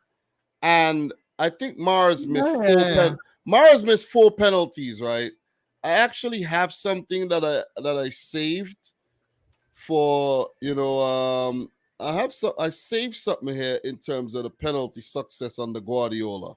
Okay. And you've missed 26 since 2016, if I'm not mistaken. Let me show you something. Let me just show you something right here. Look at this. This is quality analysis for you, right? Yeah. Aguero missed a lot of penalties. He was the one missing the damn penalties. 8 out of 28 Aguero missed. Mahrez has only missed 4. Mahrez missed the penalty against Copenhagen too, right? So he missed one against Copenhagen. He missed one against Dortmund. He missed one against Liverpool when he double kicked the ball. And then I can't remember the other one. So Mahrez has been pretty successful at penalties for Manchester City. But it's just that they happen in back-to-back Champions League games. That's very frustrating to me. Where if we had scored those penalties, we would have gone on to win the game. And you would not have been here talking about we're not looking like we're going to win the Champions League. No. You see what I mean? No. Oh, and by the way, there's a player by the name of Erling Haaland down at the bottom down there. You know what I mean? So just in case. The only way I see that right Champions League, I'm gonna dead ass. I'm gonna give you the keys to the kingdom of the Champions League. You have to do this in January, though, and it goes something like this. You need to buy Ivan Toney off Brentford for penalties. Bro, that just for penalties, though? Come on. Like, he might not be on the field when we get a penalty. Come on, man. Stop him on. Yeah, it's fine, bro. We're good. We're good. I think Pep said that Mahrez would be all penalties going forward. Once Haaland is on the field, he's going to take the penalties. If Haaland's not on the field, let somebody else take it. Yeah, but Ivan Toney's record is... Give it to somebody else, though. Penalty in his pro. You're talking transfers here. We're not talking... I'm just saying. Why would we bring in Ivan Toney when we have Erling Haaland, though? Come on. Because you need depth. Make no sense. But good penalty saved by Kobel. Was. And, Mahrez let us down again. But I have to say that Dortmund were a better team in this game. because they had tons of chances. Mukoku, Adeyemi, all these guys had chances. They didn't take the chances, and if they did, they would have gone on to win the game. But I have to give big shout outs to Ortega Moreno, who was solid. He was a solid shot stopper in the game. He wasn't the outlet that we use when we have Edison passing in from the back and all of that. But I have to say this, if Edison was in goal, we would have lost that game. I know it's harsh, but we would have lost that game. One of those shots would have gone in, bro. Somehow, Ortega's a better shot stopper? Who? You think Ortega's a better shot stopper than Ederson? And I've said this. This is what I've said before. I've said that I don't even mind Ortega playing in the Champions League. I don't mind. I think we should have actually played Ortega in the Champions League and play Edison in the league and play Ortega in the cups and just let Edison be the league keeper. You see what I mean? Why you bring in a quality keeper like Ortega and have him on the bench? The man was team of the season last year in the Bundesliga. He got to play. So the fact that he played this game, maybe Pep would say he will play the next game. Edison picked up a knock against Liverpool, so pretty sure that's why he's resting. I didn't actually get a chance to check the bench. Yeah, he was on the bench, but that's what Pep's doing. We already topped the group. Why risk him? You see what I mean? That's why Haaland was taken off at halftime. He had a knock, and you don't need to play him. Julian Alvarez getting some good game time, some well-needed game time as well. But, I have to say, in my conclusion, Edin Terzic and his boys maybe deserve the win. And we, Man City, unlucky on the day to not score the penalty, but very lucky not to lose as well. So that's my takeaway from the game. By the way, from Paul Nova, would you be happy with the Chelsea Man City final? No, I don't. We beat them, but not for them to beat us again. Would that would you be nervous going into that game, bro? Bro, I don't even want to talk about that, man. I want to bring, Paul. You think you're slick? You trying to bring up memories, huh? You're trying to bring up memories of that freaking, final. Okay, I see what you're doing. But Sevilla 3, Copenhagen 0. Yeah, as you said, man, Copenhagen held their own in the first half. Oh, by the way, my prediction right there for this one. Where is it at? Should be somewhere here. Excuse me. 3-1 to City, 1-1, 1-1 for Copenhagen, Sevilla. So, poll predictions there. And Steve predicted, what you predicted? It's going to be up. Yeah, you predicted 2-0. Okay, good prediction there. And, yeah, not so good for the City one. So, Yusuf Enezairi came off the bench to score. Isco with a brilliant goal, his first for Copenhagen, for Sevilla, pardon me.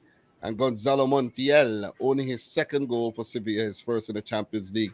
Late goals, but, nevertheless, they came out champions. Yeah, Kamil Grabara, stop them. You want to stop everything against City and now against Sevilla. You're letting them in. Okay, I see you. Y'all only got strength for Manchester City, man. There was a red card in this game as well.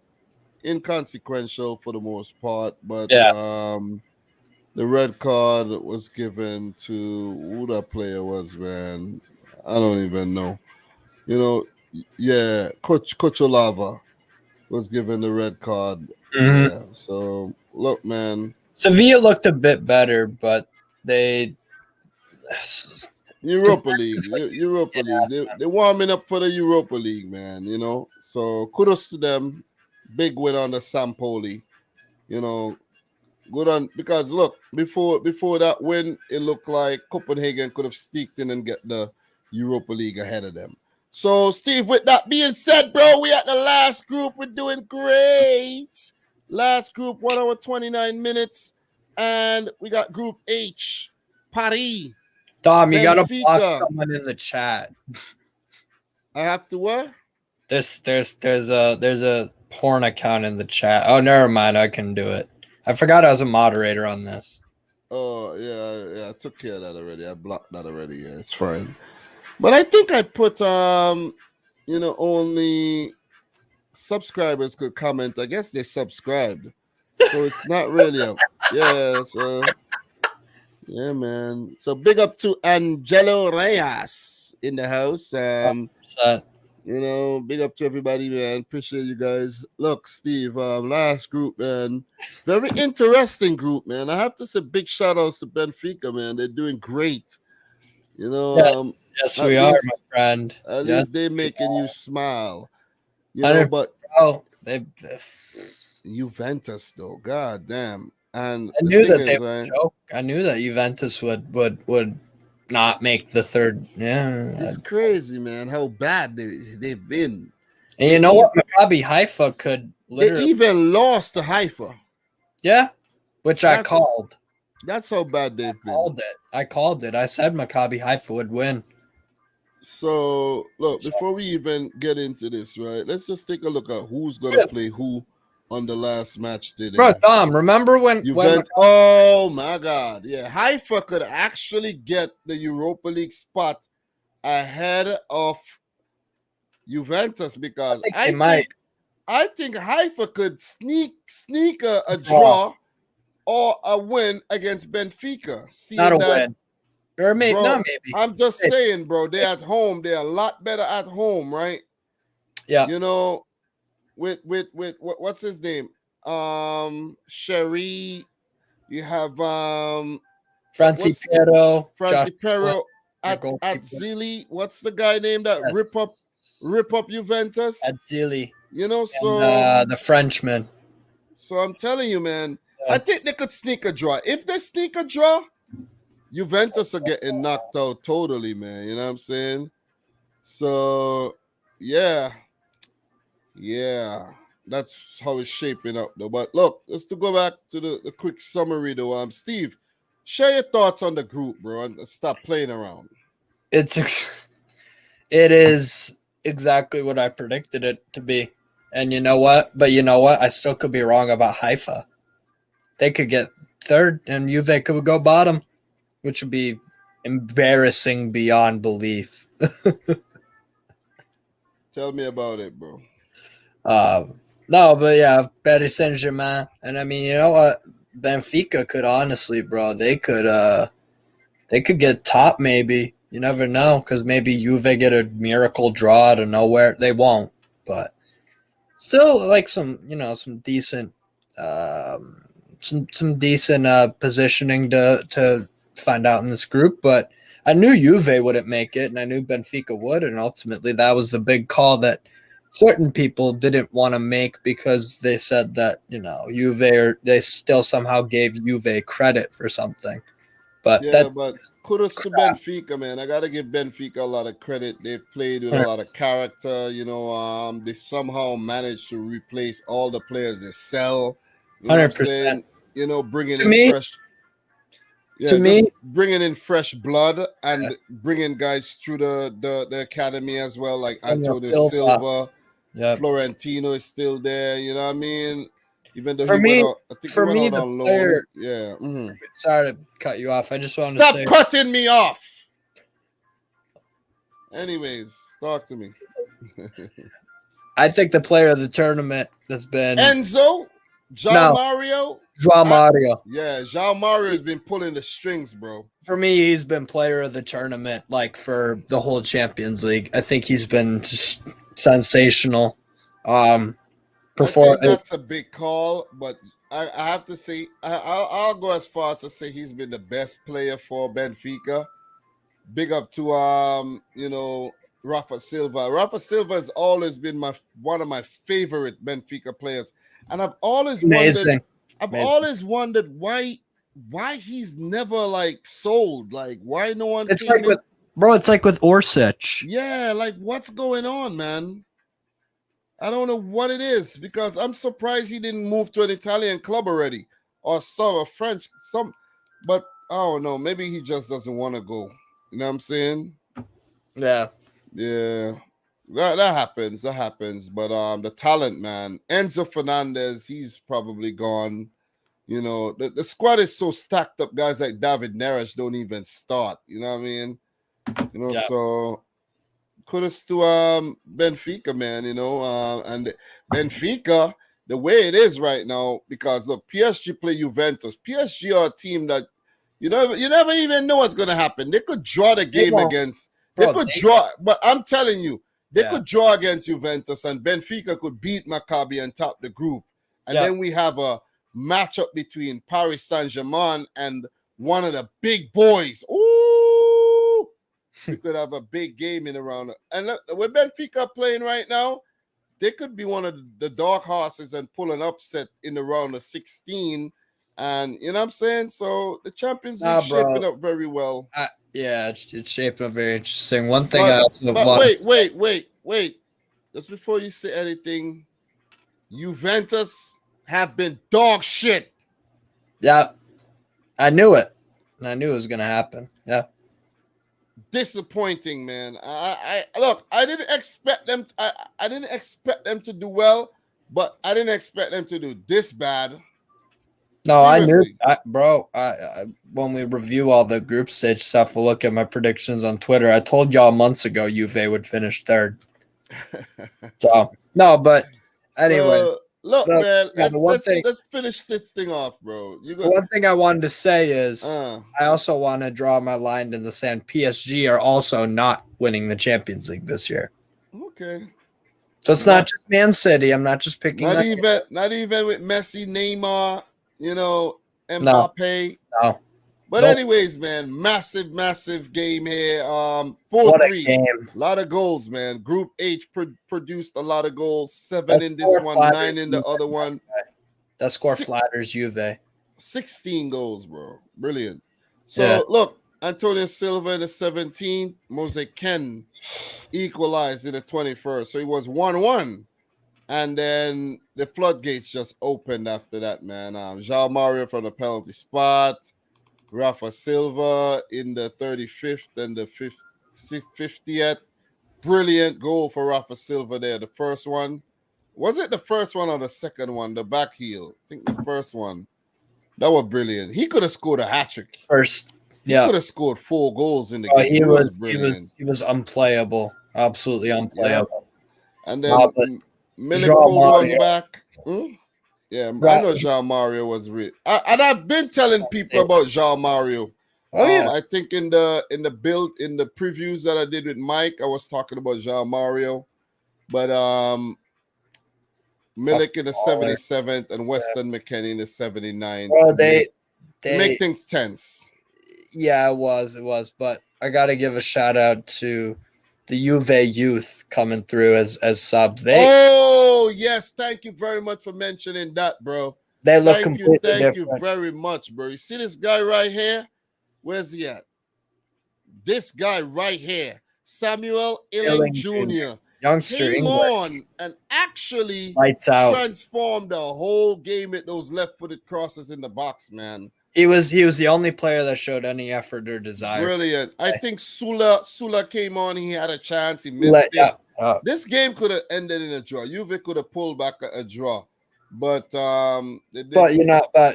luckily we scored 4 on them, so they lost the game. They copped a 4-piece.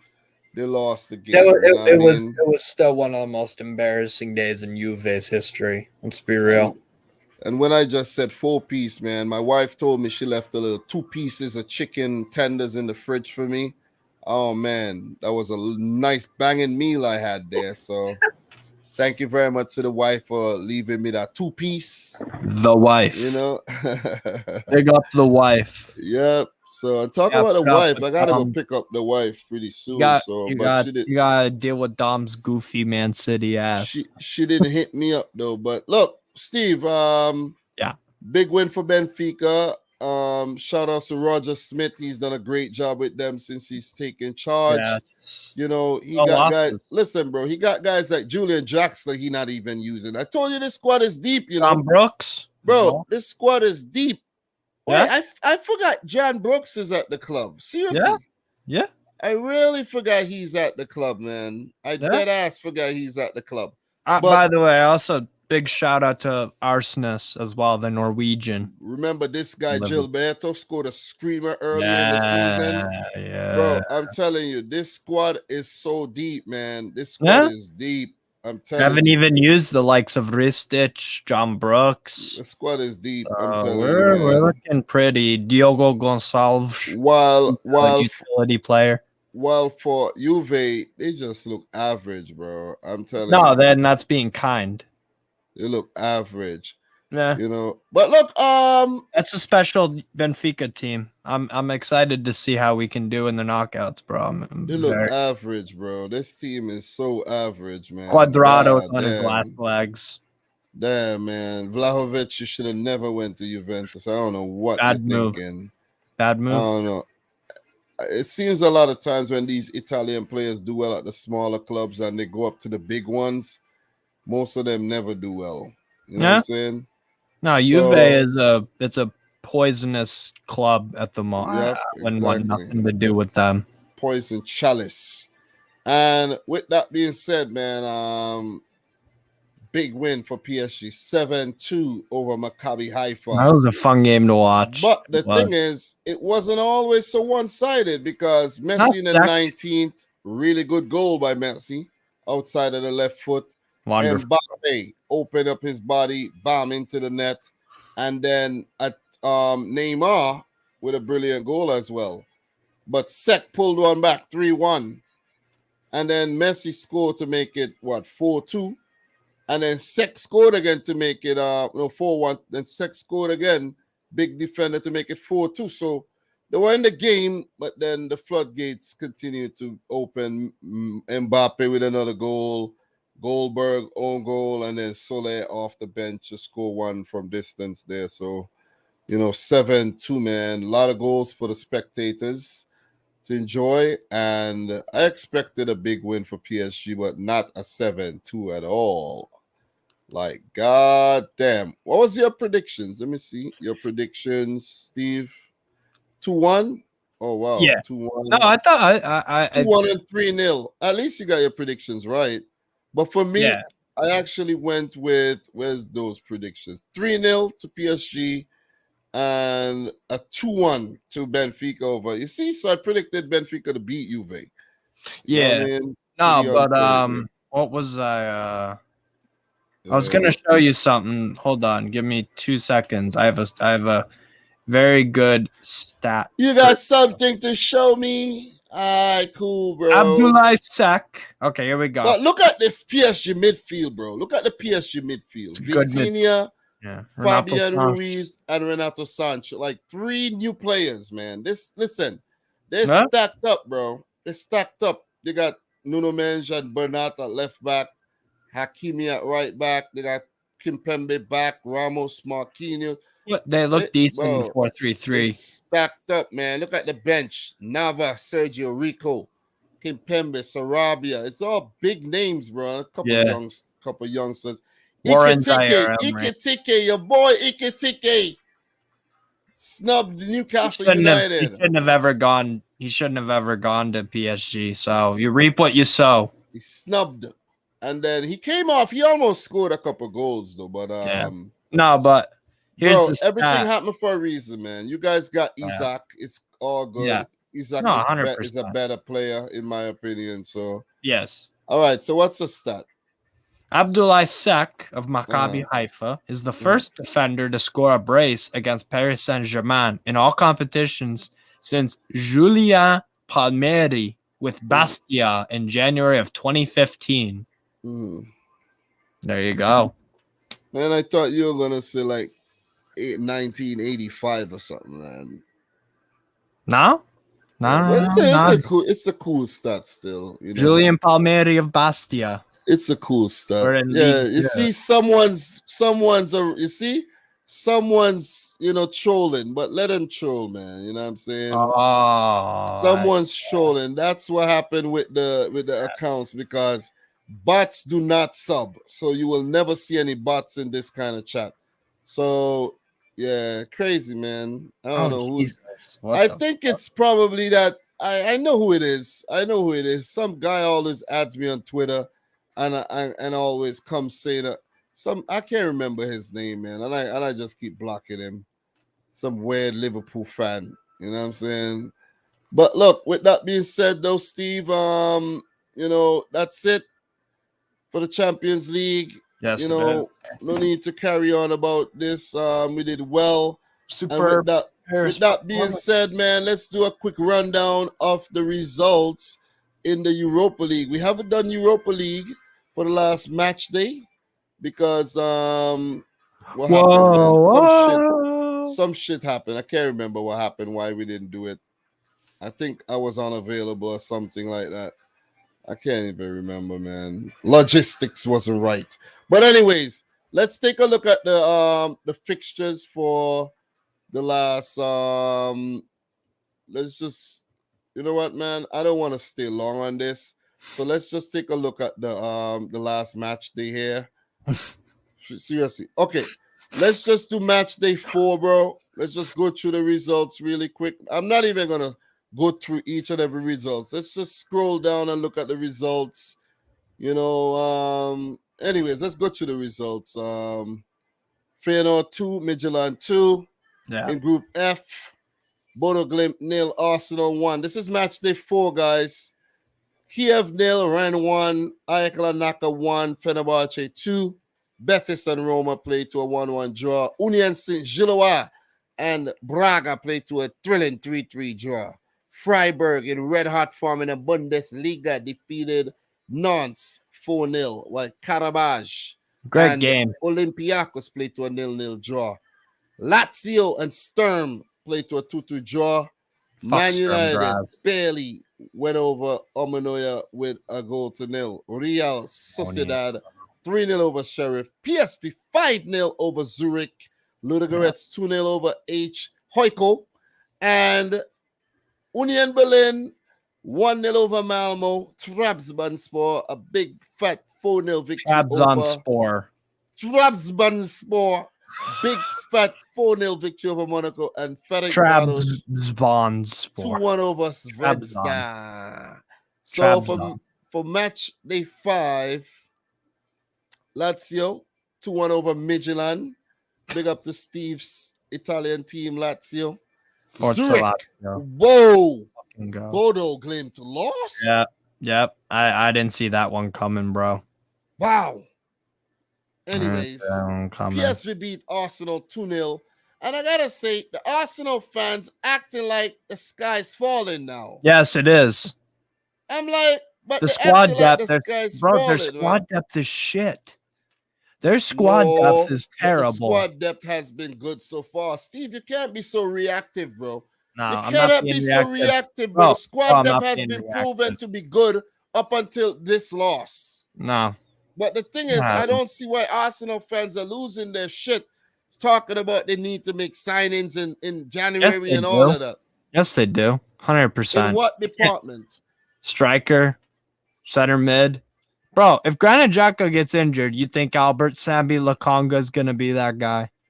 Yeah, he'll be that guy. Remember they have Mohamed El Neni there as well. He's injured. He's injured. El Neni ain't good enough. Nah, bro. Yeah, but anyways, man. Arsenal ain't winning no league title. They ain't going to make top 4 even. So it is what it is. No, seriously. We'll see. No, they're not. I said it at the beginning of the season. Fenerbahce 3, Rennes 3. And guys, I'm not going to go through the scores. It will take forever, right? AEK Larnaca 3. I'm not going to go through the goal scorers. AEK Larnaca 3 because it's 16 matches, man. It'll take 20 minutes to do that. Dinamo Kiev 3. Ludogorets 0, Betis 1. Betis are doing pretty okay. Amazing. Union Saint-Gilloise, man. This team, I don't know. This team is just so good. Yeah. See what I'm saying? No, and I don't know anybody on this team. Only person I know on this team is the Boniface guy they bought from Bodo Glimt. Yeah, I don't know anybody else, bro. Seriously. No one else. I don't know this. This team just came out of nowhere. Seriously. Union Berlin won. Union Berlin are on fire this season. Man. Yeah. No, they just taking it game by game, and they could genuinely win the Bundesliga, in my opinion. I would love if that happens. So that'd be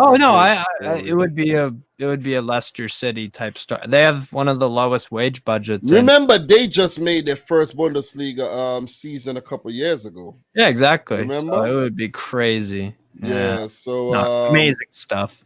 Sturm Graz 1, Feyenoord 0. Sturm Graz bouncing back hard. We know how good they were, but Hieland was a big loss. Yes, to Atlanta. Yeah. Yep. Man United, and big up to Steve for identifying Rasmus Hieland as well.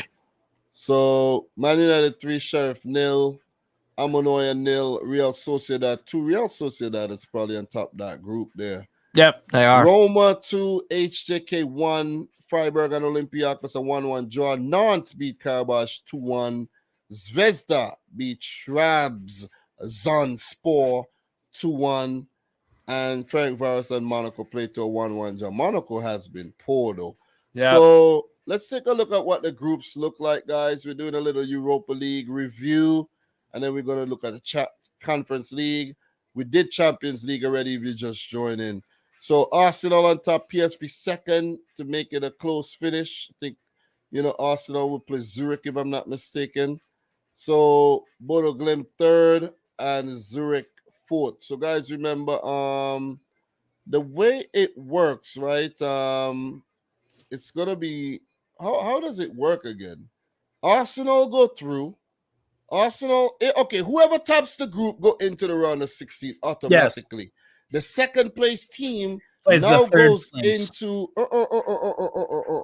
the second place team. I think they play a Champions League third place. Yeah. Oh yeah, that's what you're gonna say.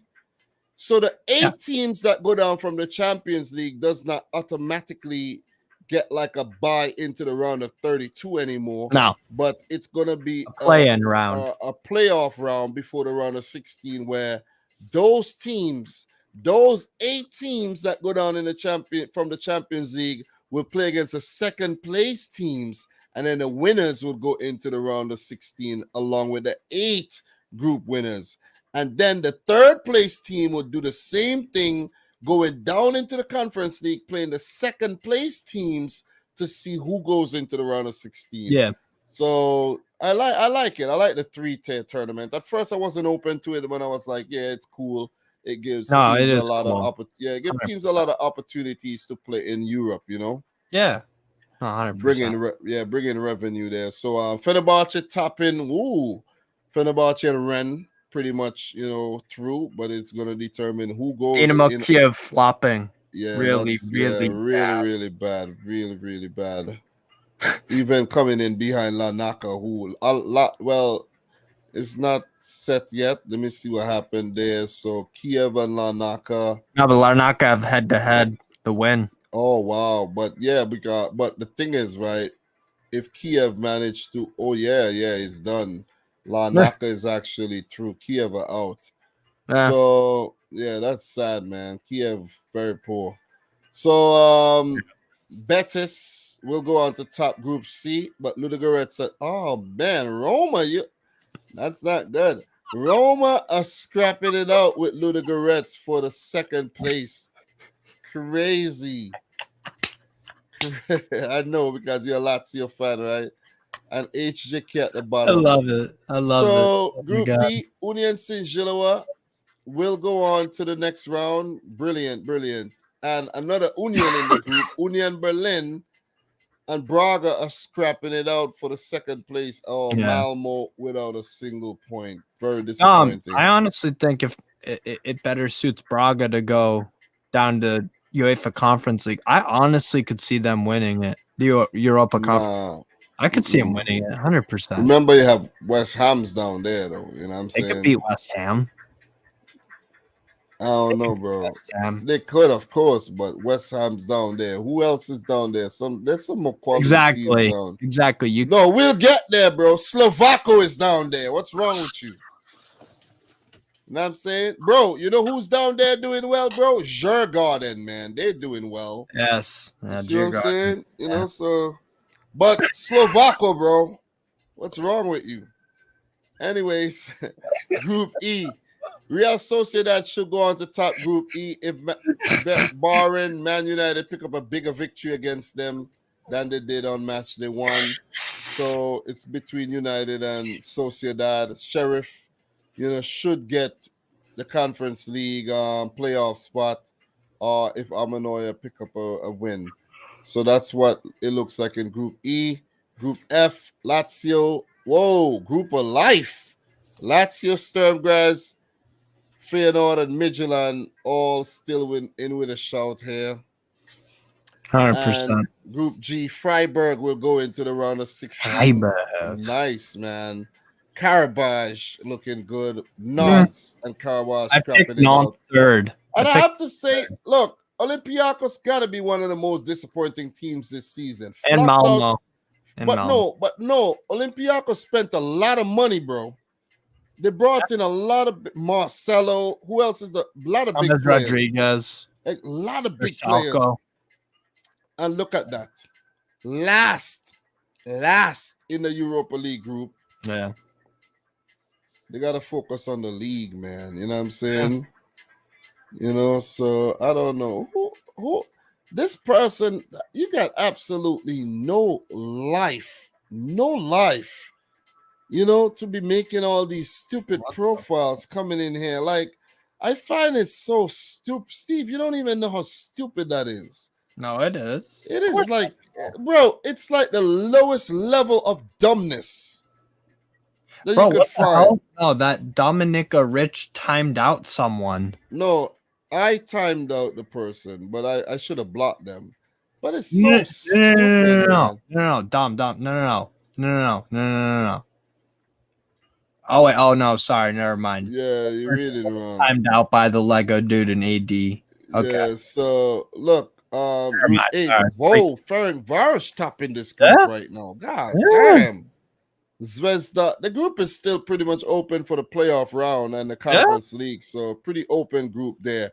So with that being said, guys, my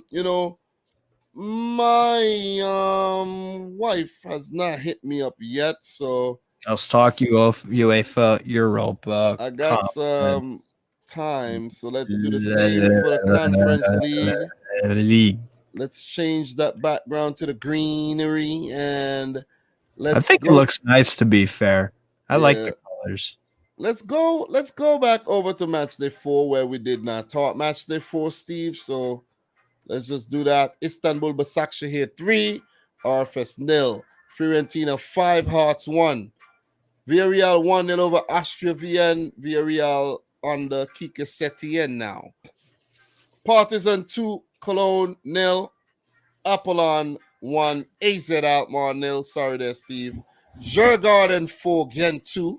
Djurgården doing the damn thing. CFR Cluj 2. Slavia Praha 0. Slovan Bratislava 3. Basel 3.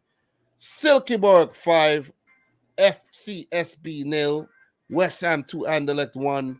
Beersheva and Lech Poznan playing to a 1-1 draw. Nice 1. Slovako 2, baby.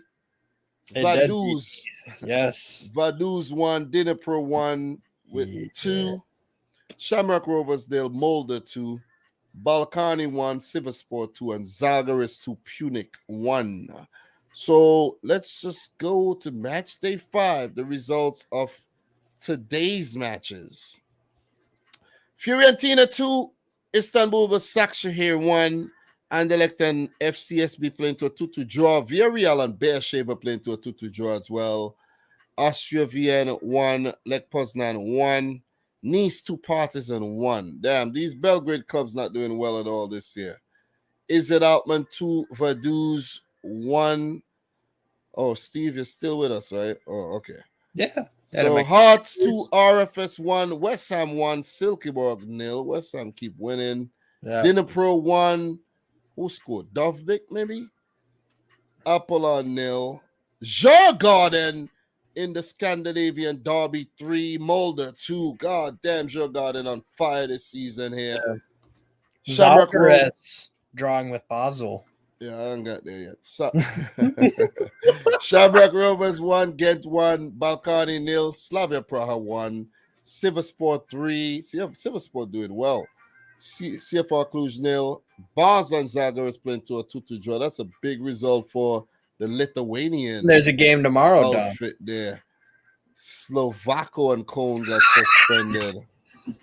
Oh man. No, so the fog. It was too foggy. Oh, so it's played tomorrow. At 7 a.m. Oh, okay. 7 a.m. God damn. Our time. Players got oh. Because I'm like, what?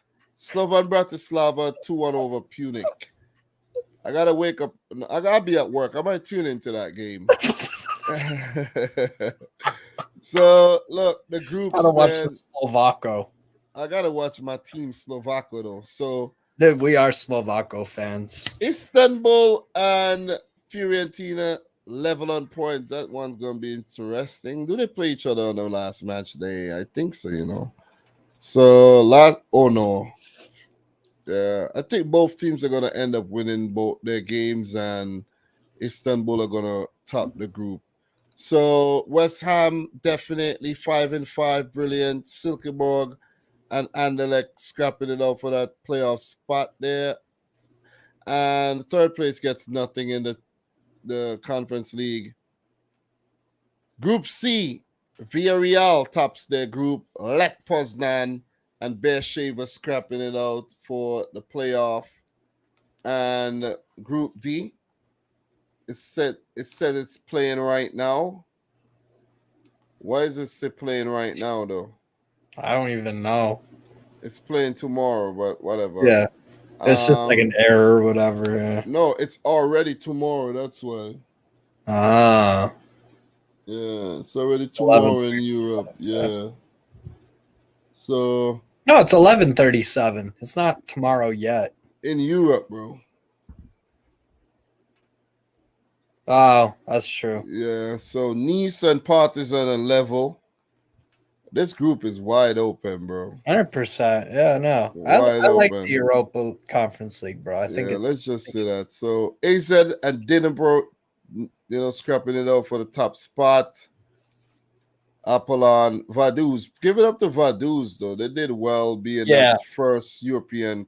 Bro, they were. I watched them against AZ Alkmaar. Obviously, they're very competitive.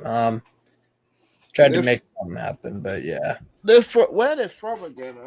Liechtenstein, but they play in the Swiss league system, so they're in the Swiss second division. Yep, first Liechtenstein club in European competitions, right? Yeah.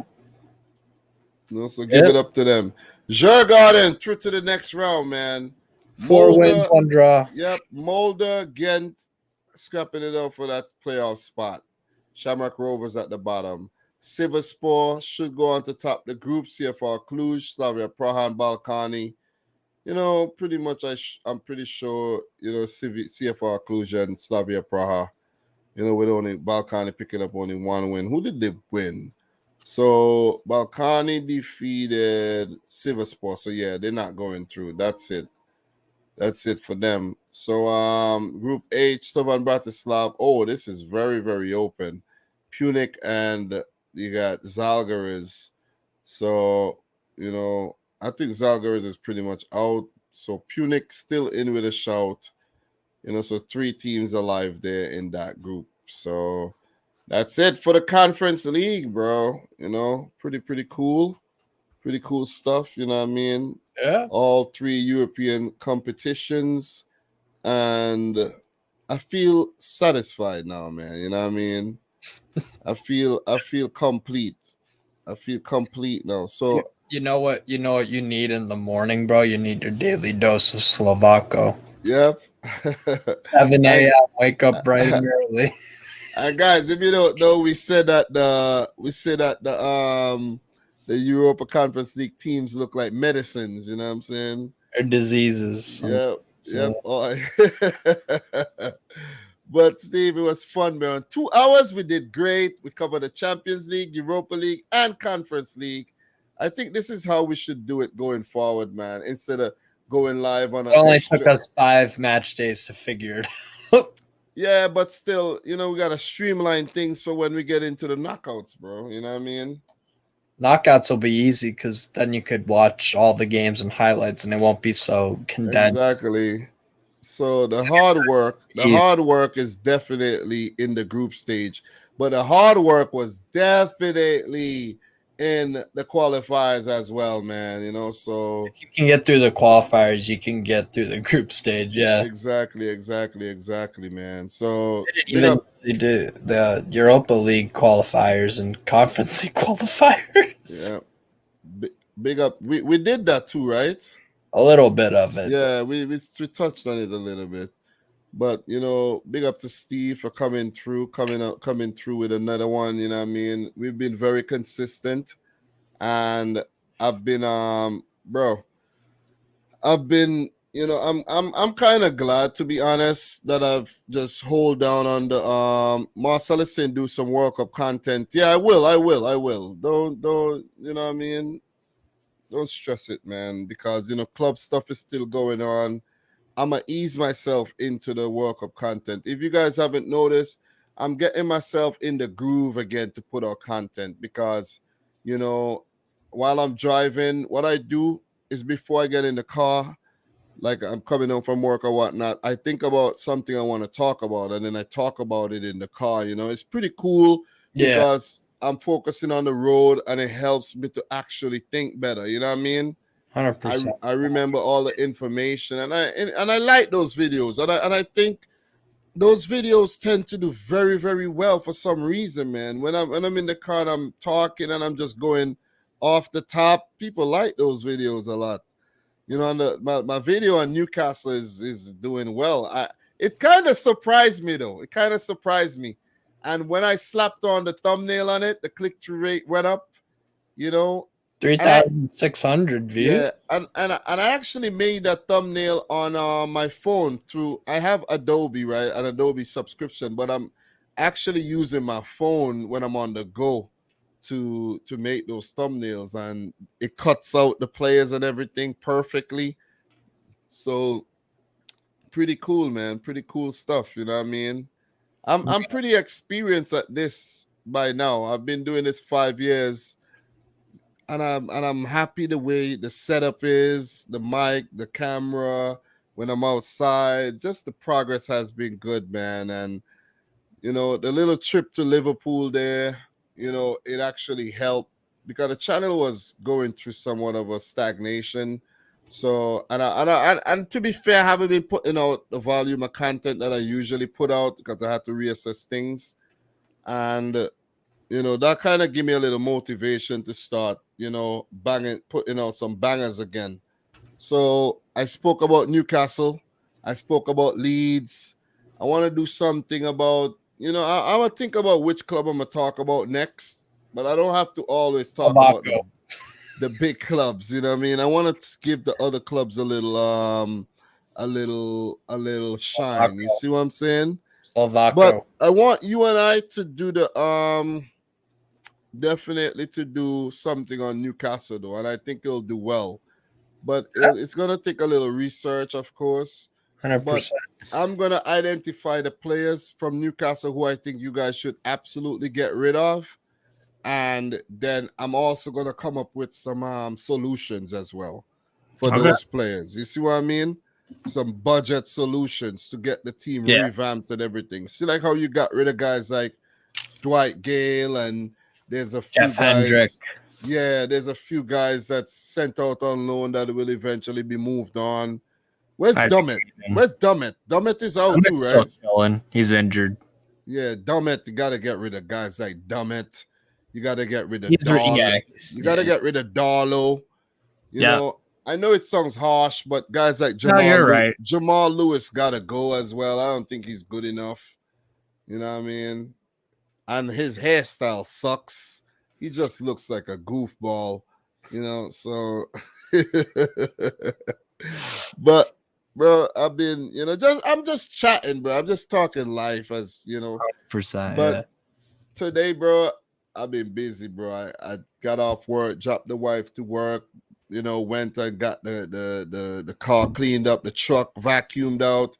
Then I left from there. I actually went to Home Depot because the little pipe under the sink had broke. I finally fixed it. It took me a while.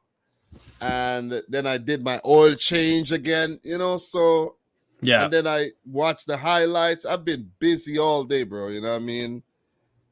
I just been and I even made a video about Leeds United on the way from work. So I put in a lot of work today, bro. You know what I mean? And I like having a productive day like that. Definitely. Yeah. So I don't know who the hell is this? I don't know. So Newcastle should sign. No. Nah, bro, you're bugging out, bro. Move on. There is life after DeAndre Yedlin. Bro, you're bugging out, bro. No, we should go for Serginho Dest. Now we're talking. Nah. Leave Dest. Leave Dest right where he is. Leave Dest. Why? I think you guys could go for guys like Mohamed Simakan. Yeah, 100%. No, you see what I'm saying? Yeah, yes. Exactly. Now you're talking. You see that? Now you're talking. But we could do that though. You and I could do I don't want it to be long. I want it to be like a little 15-minute thing. Sure.